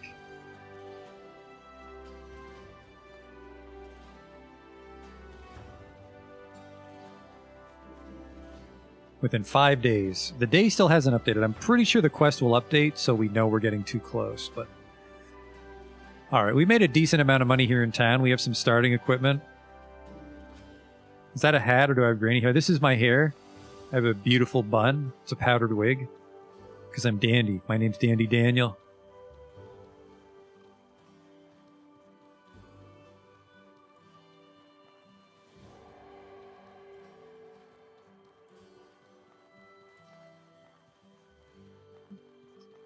Unfortunately, it's going to be a shorter stream tonight because I did start pretty late. But we got this, like, initial learning the game section out of the way. I'm going outside, by the way. Well, you've got the essentials, at least here. I'll teach you a skill. Mastering these is the key to survival out in the wild. Want me to teach you one for the weapon you're currently holding? Yes, my bandit club. There you go. Mastering skills like this one is the key to survival out in the wild. You should look for trainers whenever you visit a new town. They usually group near training equipment. Others need to be sought out. All right, I'll let you go outside the town's walls. Use the gate whenever you want to head out, and stay safe out there. I'd like to train with you? Of course. If you'd like a defensive technique with a two-handed sword, I can teach you the pommel counter. It'll leave your foes confused. So see, this guy will teach me one skill. For a specific weapon, and you have to track all these guys down, depending on your fighting style. 50 silver for a two-handed sword move. No thank you. He gave me a move based on maces. Mace Infusion. Block an elemental attack, infusing your weapon with that element, so we can actually block magic. I don't think anyone in the first zone really knows magic. No, that's not true. They said pistol shrimps are lightning. So I could block a pistol shrimp. There's the gun, but we don't have a gun. Load the equipped pistol with a bullet or fire it if it's already loaded. And then if I have a dagger in my offhand, it's an ability to use it. So let's do that. We'll put it here. Dagger slash. And then here we'll put our bandages, which I left at home. We'll need those if we go into the wilderness.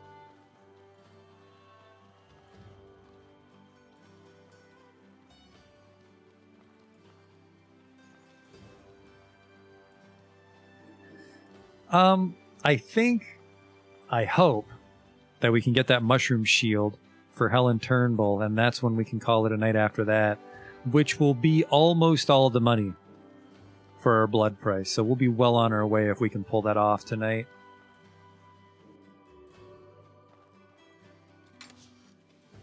All right, we want this. We have some food. We can use linen to make more bandages. We have our water. This is a good initial loadout. Only a single bandage, though. We got to be careful. But regardless, I'll put it in my hotbar. Unfortunately, we can only have 8 things on our hotbar, which sucks because a lot of things are about comboing abilities. Well, magic mostly.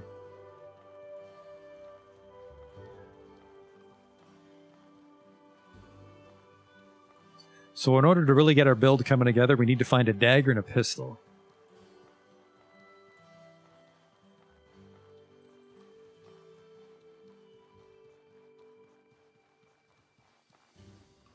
That tree was glowing. That's because we can chop down wood from any tree if we have an axe. Alright, out we go.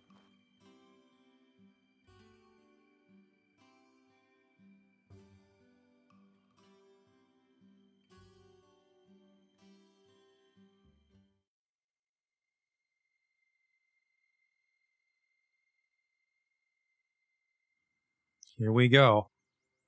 Okay, it's off.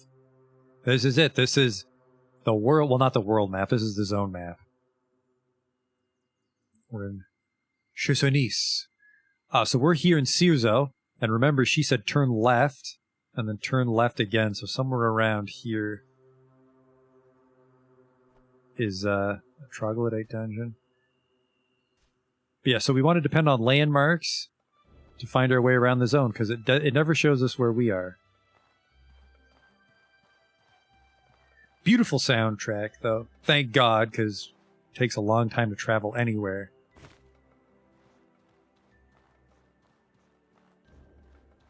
Grab some berries while we follow the road.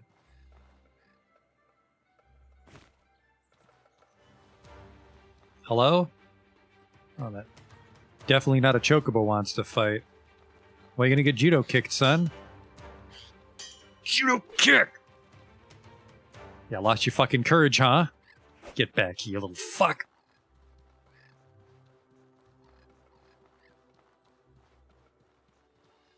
Okay, he's quicker than he looks. What the hell happened over here? Did that chocobo kill you, hyena? Well, we can use that to make improvised leather attire.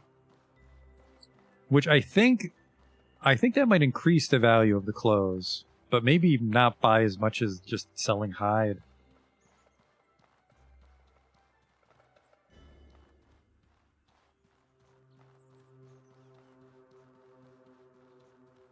Ho! Oh!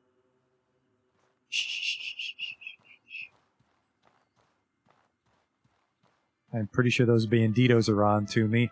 I'm kind of afraid to fight two people at once.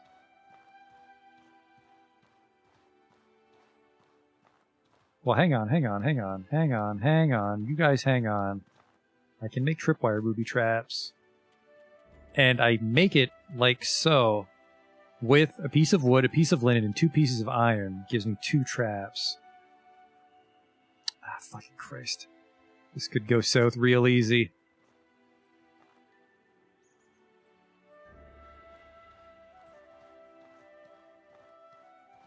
If I can get 1 clean attack off on the... She's got a bow!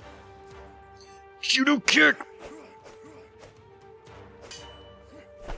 Oh, drop the backpack. We gotta go fast. Whoa! Oh, no you don't.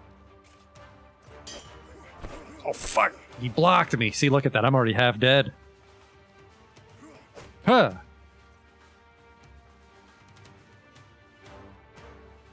I'm bleeding out, too.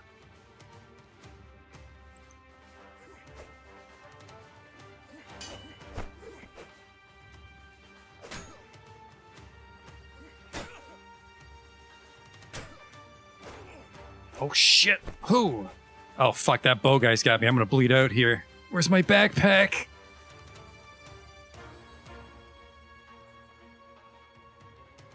Come on, quick!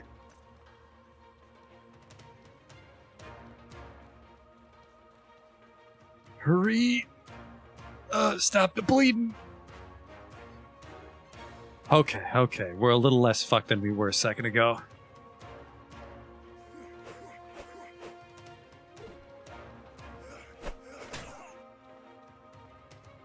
That bow guy's got my number, though. Oh, fuck, it's that chocobo!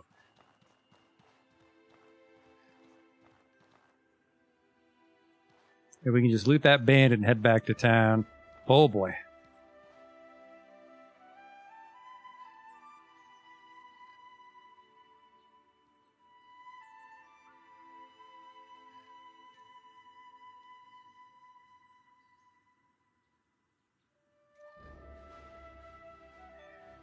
Am I bleeding again? Or is it just warning me that I don't have a bandage? It doesn't say that I'm bleeding. What is that icon then?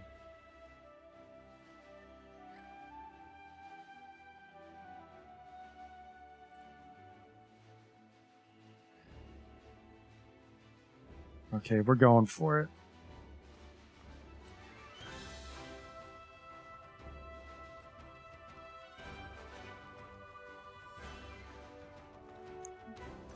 Ugh! Judo kick! Fuck you! Got him. And there we go, a bow. An iron sword. A machete. A tripwire trap. Beautiful. The hell is... Are you guys making that fucking wind chime noise? I don't know what that means.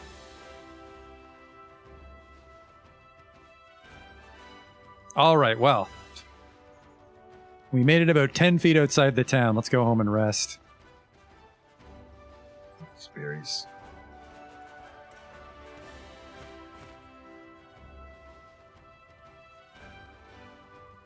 The jerky will give me some HP.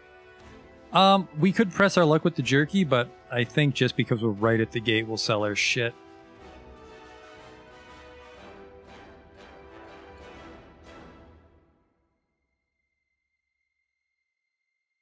But because I'm dumb, is we're going to try to push on to that troglodyte cave in the night. Excuse me, sir. I have some slightly used bandit attire to sell. The hide's worth 5. Yeah, I don't think you want to make leather attire to sell. I think you just want to sell the hide outright. There you go. We'll go cook that jerky.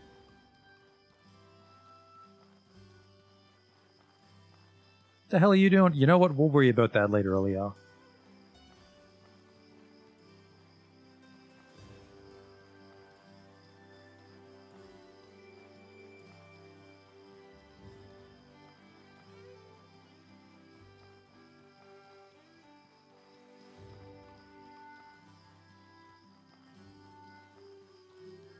Well, we didn't die, so there's that. I'm just going to sleep for a couple hours.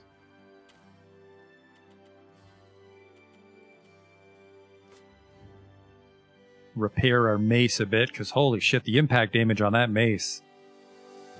Judo kick, and then you clonk them on the head, they're taking a nap. As I'm sure you noticed, that was full health. I guess we didn't have any health burn, did we? Burn being the lingo for when your max goes down. Holy shit, it is dark.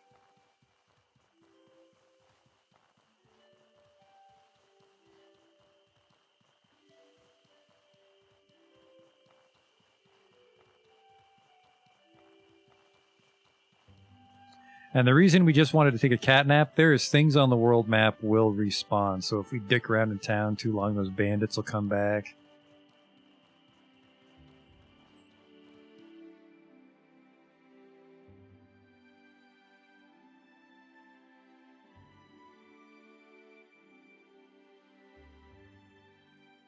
My god, that kick.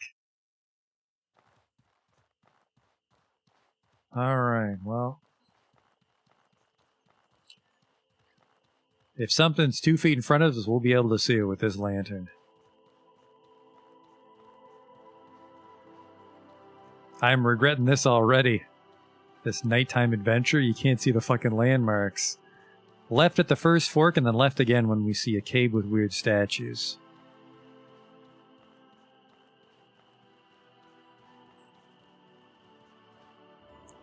Southeast to Conflux Mountain. Uh-oh. Huh! Another bandito.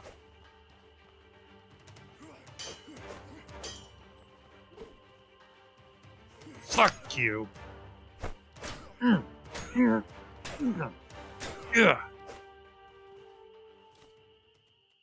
A travel ration. A bland biscuit used when traveling from one region to the next, although it can be eaten as normal food as well. This food has no properties apart from being filling and can even be made using survival crafting. No thank you. Take the machete. That's 5 silver again. That guy fucking really got the drop on us. Because we cannot see shit at night. Alright, left. I think I can make bandages. Yes. With the linen we stole from those bandits. Actually, maybe I can rip up clothes for linen, too. That might be a smarter move than just selling it. Here we go. Left again. Bandit camp that way. No thank you.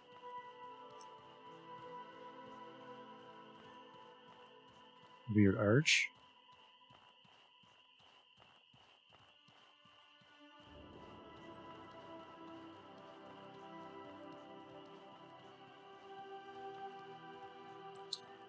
Yeah, if I was a troglodyte, that's what my statues would look like. Alright, we gotta get this weird mushroom shield.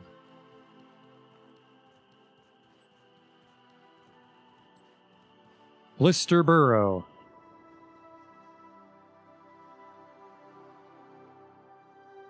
Which is maybe the nickname for a homeless man's asshole.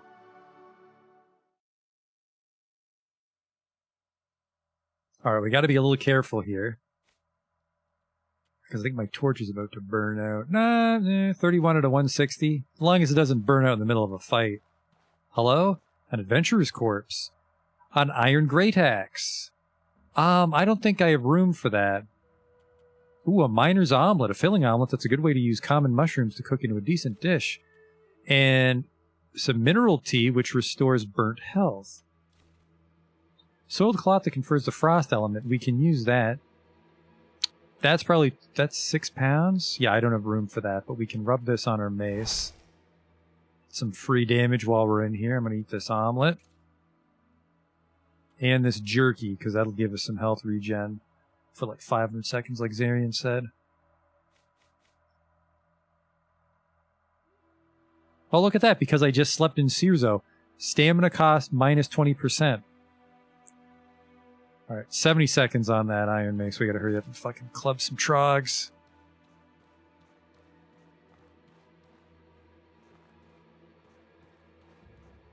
I see you over there. Come here, you little shit. Ugh! Judo kick! Chill out. Thanks for the 3 coins, sucker.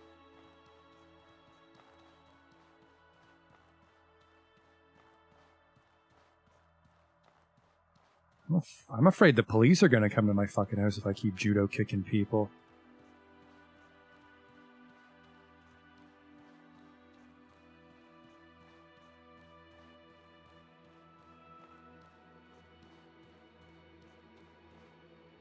Just a regular corpse. Ooh, some boots.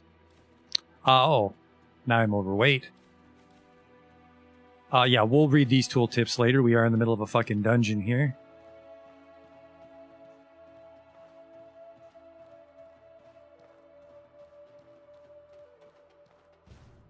Oh, did the torch burn out? Oh, just the weird purple lights are gone. Okay. My pocket has a lot of room in it, so we'll put that in my pocket.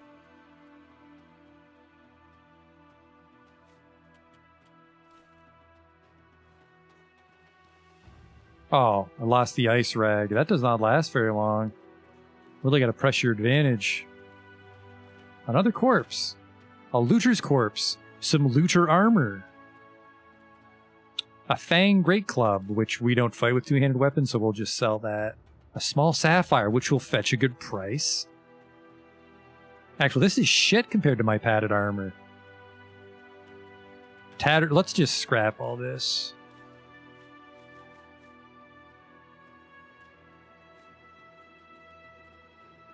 Give some linen. Do I want to wear those boots, or are my boots better? 113. These are 423. There we go. Definitely wear those.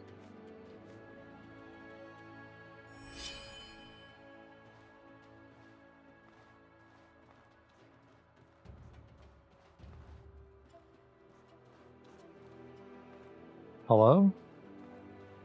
What the hell happened here? Giant Heart Garnet. Okay. Oh, an iron vein. Yep. Every coin helps. Oh, some more mushrooms. Hello? Fuck you! Judo kick!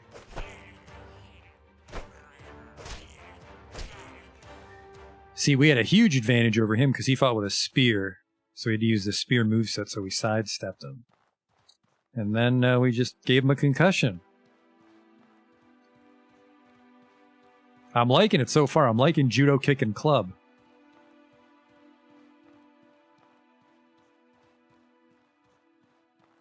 And then later we'll have the dagger and we can backstab shit two at once, though. I don't like that. Okay, okay. We can get creative here. Do I have those spikes? I don't have those spikes, so we can't use the tripwire trap. No, wait. I've got a plan. hello.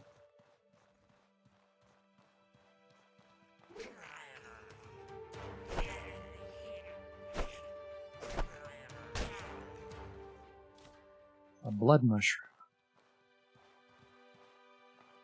How many tripwire traps do I have? 2. Okay, here's what we do.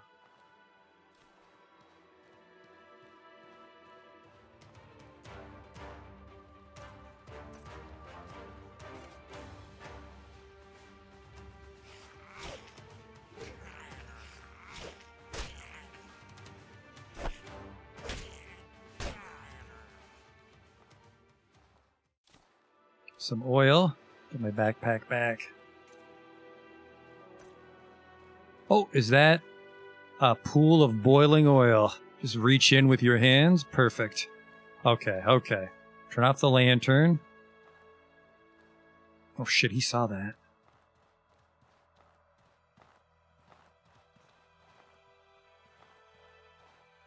It's fine, it's fine. Everything's fine. He is oddly inquisitive. But what we want is...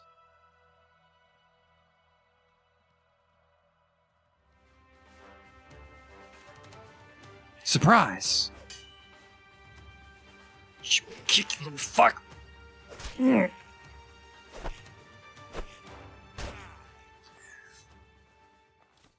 Well, what I was going to do is I was going to set a tripwire trap and then put the troglodyte trident in it to impale him when he rushed at me, but they took a little too aggressive of an attitude to investigate, but we can do it here.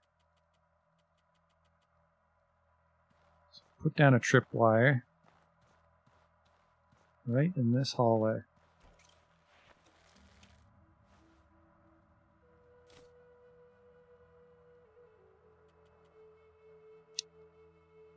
This will deal moderate physical damage, alright. And we can't set our own traps off, thank God. Yoo-hoo!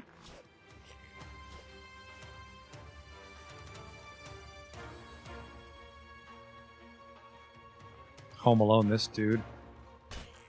You don't care! Fuck you! That went really well.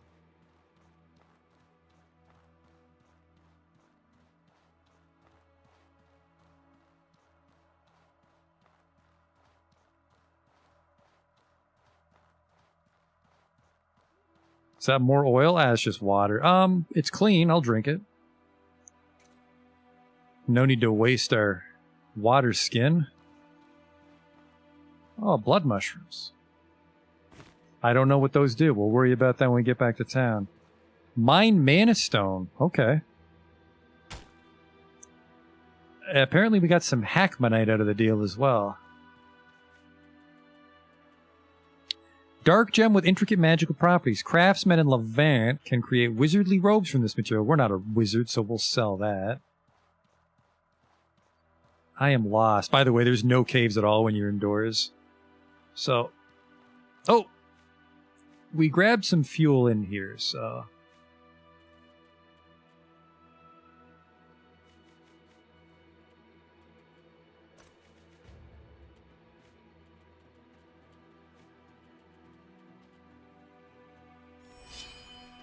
refilled the lantern.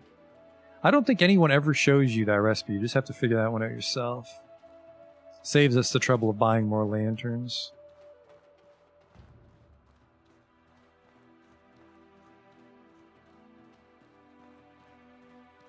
Junk pile. Fungal cleanser. Medicinal mushroom dish that removes poison and disease. Okay. Some salt for that dish that my parents apparently knew how to cook. Blood mushrooms again.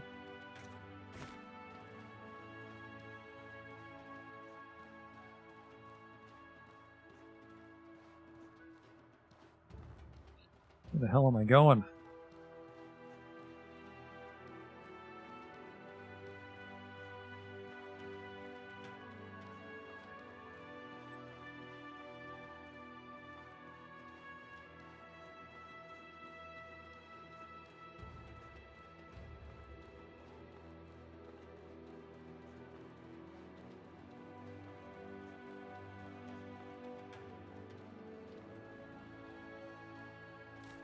Oh, this is a new one. A hatchet. Some black worker boots, which look like shit. The sandals, we'll probably scrap those.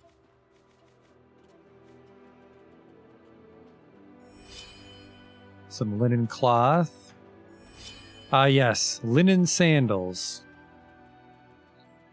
And I don't want, what else do we have in here that we don't really need?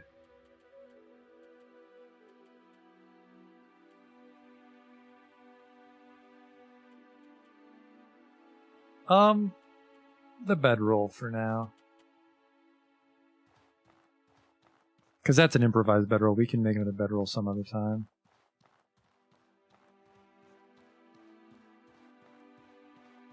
That was the way in.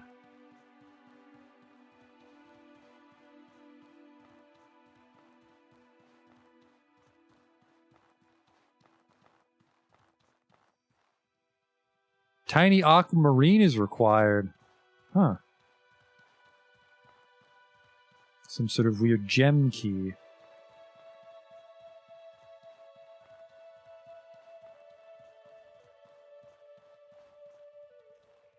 Hello? Oh, hey there, fellas. Oh, I see 3 of you. Ah, Christ. Ditch the backpack. The problem is I could have set a tripwire there.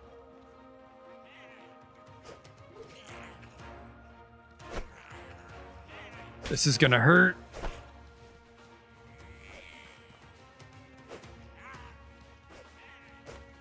Shit, can't let him get away. What the fuck was that?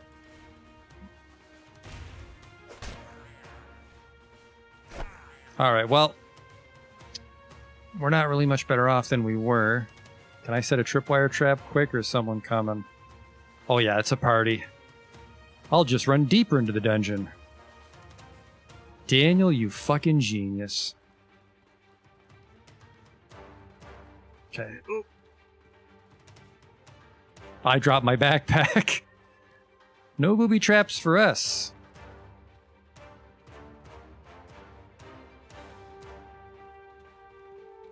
Huh. Get that wizard-looking dude before his friends catch up. Where are you little fuck?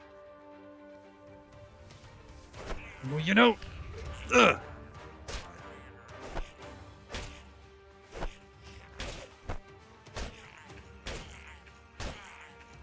Alright, I don't know what your deal was, but you're fucking done.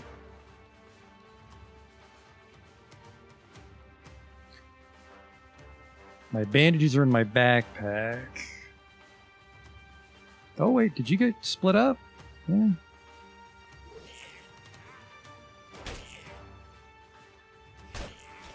Ho! Just slow and steady, Danny.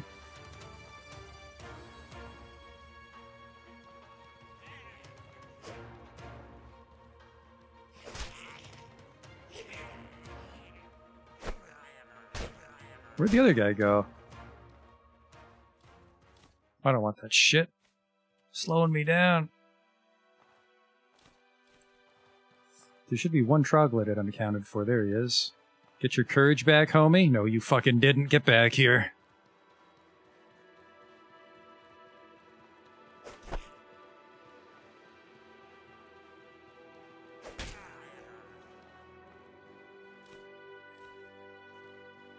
You're no match for Dandy Dan.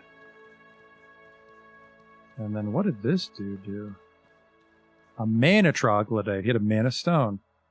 And a troglodyte staff. That might actually be worth a fair bit.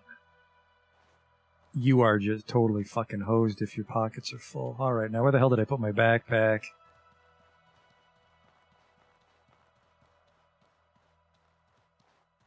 Ah, your backpack's on your compass. Beautiful.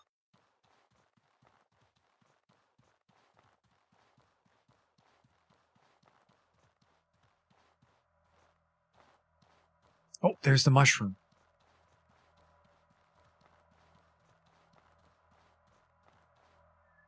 Mushroom shield, perfect, because we don't use shields. So we can get that home to Helen for some money. almost enough to... Actually, I think that's enough to pay off her debt. Not too bad for a first adventure. So let's get this shit home and then we can call it a night.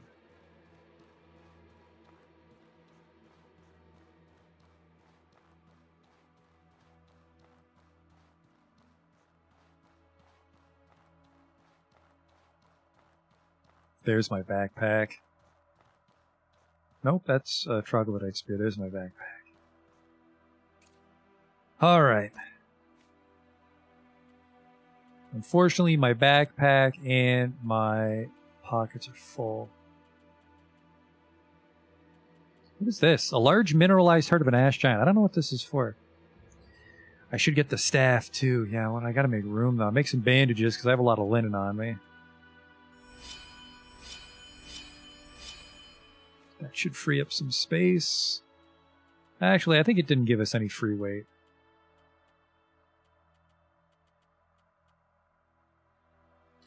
Just gonna drop the hatchet for the wizard staff.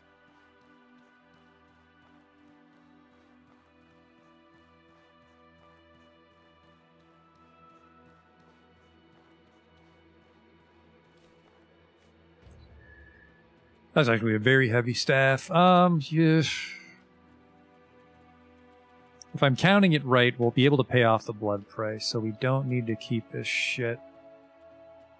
The bow we do want.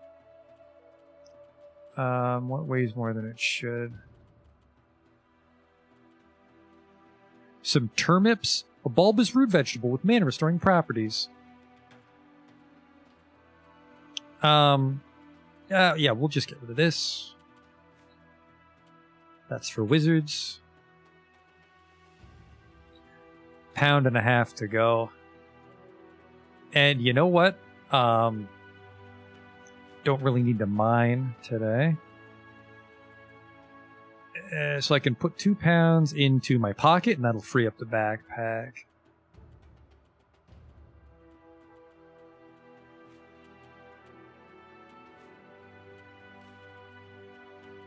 £0.50 left.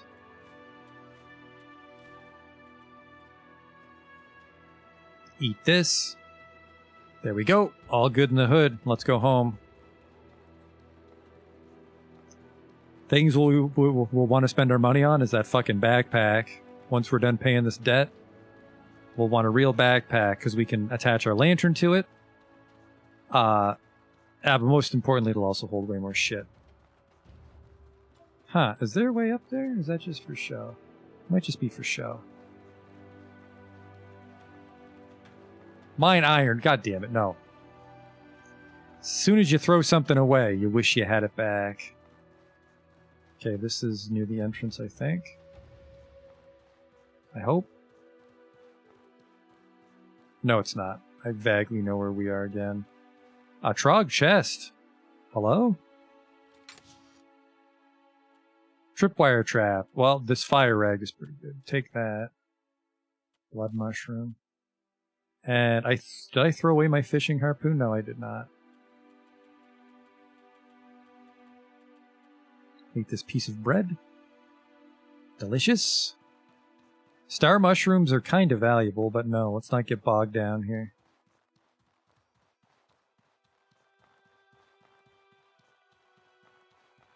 And you're right, I could be drinking my water. Did I?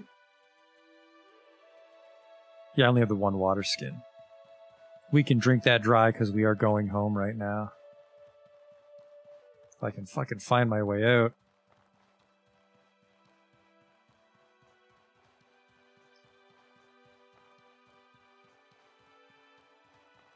There we go, there's the dead adventurers. Nope, that's a junk pile, that's not good.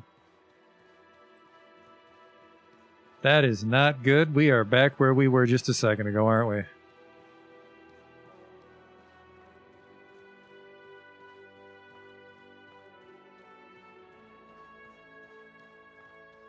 Good thing we killed everybody.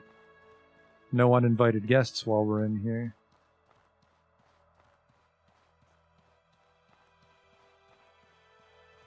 Here we go.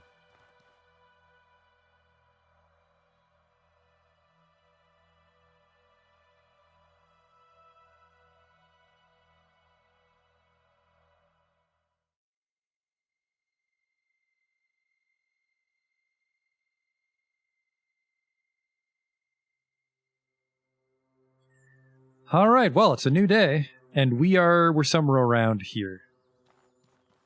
Let's get this shit home and pay off our debt. We can come back next time with more Outward. Turn off my lantern.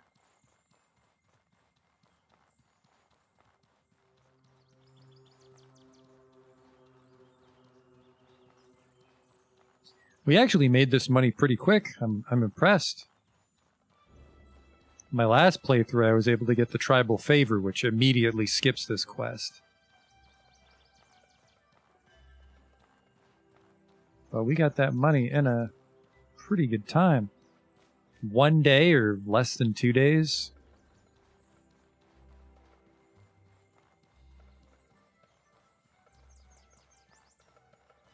And we've burnt about a quarter of our stamina, so we could keep adventuring if we had inventory space, but...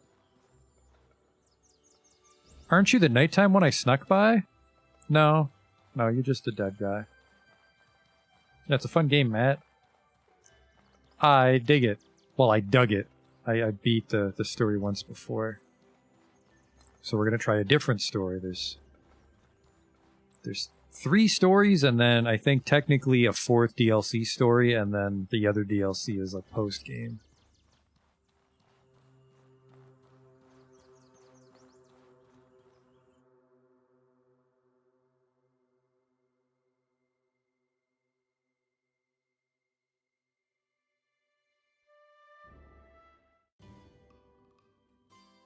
Alright, and then we can actually use this as a shield, I think. Yep, if you really wanted to. Welcome to the Mushroom Kingdom, bitch. But I don't want to fight with a shield on this playthrough, so...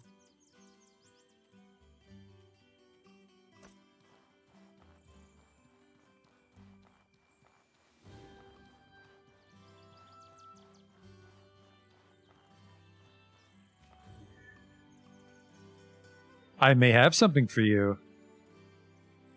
What do you have? I have this unusual item. I'm always interested in curiosities. What have you got? I found this strange garnet in the ribcage of an ash giant. Oh, an interesting piece. I'll give you 30 silver for that. Okay. I may have something for you. I have this unusual item. Hey. I'm here about work. I found that rare mushroom you wanted. That's what I'm looking for. Thank you, Daniel. You've more than earned your reward. Well, I'll leave you to your work. Goodbye. 194. That's enough to pay the blood price. We're free. Although that's actually just the price that I was behind on for my little adventure I went on 4 months. Can it be used as a hat? It's just a shield, Bane, unfortunately. Got your money. I want to talk about my blood price. You have a way to make that payment, Daniel? Show me. I have 150 silver right here. And on time, too. I'm impressed, Daniel. You've proven you can be an excellent asset to the tribe when you put your mind to it. I'll see that this money gets to the families that need it most. Thank you for your efforts. I should also let you know, Oliel and Izan are leaving Cierzo. You should speak with them before they go. What do you mean they're leaving? What's going on? Oliel's leaving Cierzo permanently to go join the holy mission of Elet. Nothing I can say would convince her to stay. Damn, I'll miss her around here, apparently. As will we all. I don't suppose you could convince her to stay? She's my only daughter, set to inherit the clan when I join the ancestors. No, I don't suppose you'd be able to convince her. Her mind is made up. And Izan? Why is he leaving? He can't be ready for another expedition already. Listen, Daniel. The shipwreck that killed so many of our people and nearly took your life was the fault of Izan's brother, Roland. A blood price has been declared on his bloodline. Oh, fucking Christ. How can you be so sure? He was on duty at the lighthouse the night of the shipwreck. He fell asleep on duty and let the light go out. He confessed as much to me himself. Roland accepts the consequences of his actions. Izan refuses. He's chosen to exile himself from Cierzo forever rather than do his duty to the tribe and bear the blood price. Well, good on his part then. This is fucking dumb. Bitterness solves nothing, Daniel. If all of us acted so selfishly, there would be no tribe. We'd all be roving cannibal bandits, killing one another like animals. That's a far worse fate than a few individuals repaying the harm they've caused. Come back once you've said your goodbyes to them. Once you're done, we should discuss your future here in Cierzo, now that you can handle the world outside. Talk to Eason. Talk to Olio. We'll worry about that later. Because we had a great start. Let me tell you, though, my fucking luck's going to run out starting from here on out. That was a pretty smooth intro. But we're going to sell some stuff. And other than that, thanks for coming out to watch, and we'll hopefully see you next time with more Outward, more Adventures of Dandy Dan. Let's see what that Mana Staff sells for. Only 6. Oh well. Fang Great Club we're never going to use. Hackmanite we're never going to use. Oh man, look at all the money we made today. Let's buy that backpack.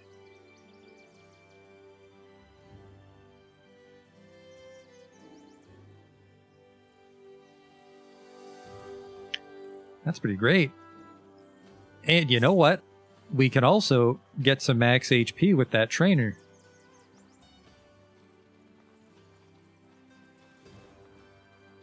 It's a good little infusion of soft power, I guess you could say. 25 for a Nomad backpack, which carries 50, so we've just doubled our backpack capacity.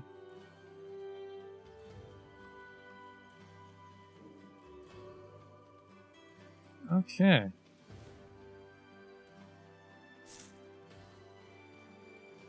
So that frees up our other hand for a dagger, which we need to find still.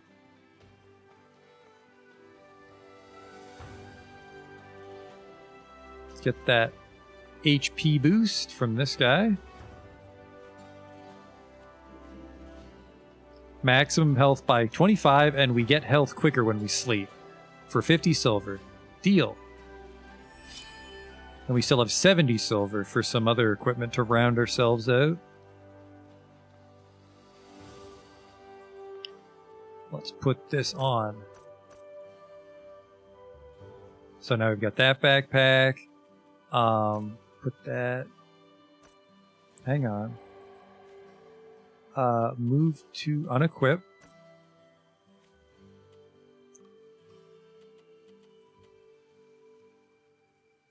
Oh, it's already on it. There. Now my hands are free. And it doesn't emit the best light because it's hanging from my ass, but it won't be pitch black now. Alright, open primitive satchel. Take all. And, well, that's just going to stay there forever. I didn't mean to drop it there, but... We did grab all our shit from the backpack. So now we have 15.5 out of 50. So we can do a little more exploring here.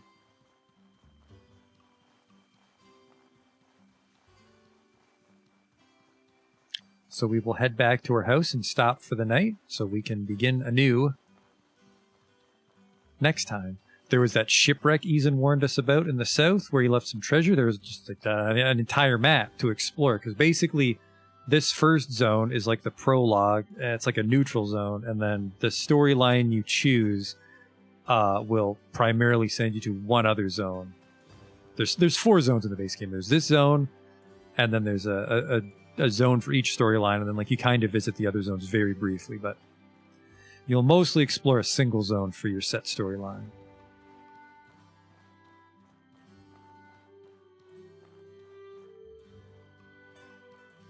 Do I have any food? I think we might be able to cook some jam.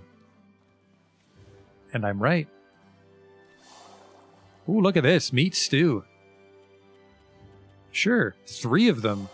Ah, that's right. The meat stew is very heavy. We have to be careful with that. Alright. And this is too much food, so we're going to drop some of it off so we're nice and roomy for our expedition we try it to next time. So we have our lantern. We have our full flagon. Well, it's a water skin, I guess. We have some fire rags. We don't need that many. I'm going to take 1 of each. We don't need this much tea. Take 2 of each. We'll keep the bandages. They're kind of our lifeblood. See, the meat stew weighs half a pound each. So I only want 1 of those. And we'll put some of the toast away, put the berry away, put the beetle away there for crafting. The blood mushroom is for elixirs, and we don't have an alchemy kit. There might be an alchemy kit somewhere in my house, actually. Because that's the purpose of your house. Because it's a free cooking pot, and there's free food when you sleep. But maybe not. We get other houses later in the game, and they'll have all the workstations, but your first house might not have an alchemy kit. Looks like it doesn't.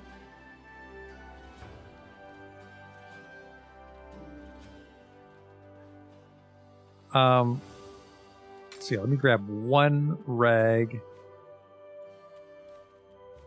And you know what? We can actually rip up these clothes rather than sell them for some free linen, get some more bandages.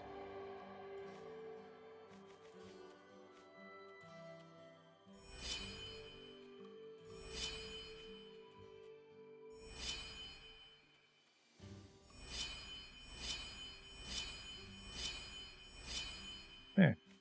We have 11 bandages, which is not too shabby for a beginning adventure. We have 73 coins. Now, coins do have weight, so once we get super rich, that'll start to weigh us down. We gotta be a little careful with that. I don't need... There's actually some shit here that we don't need.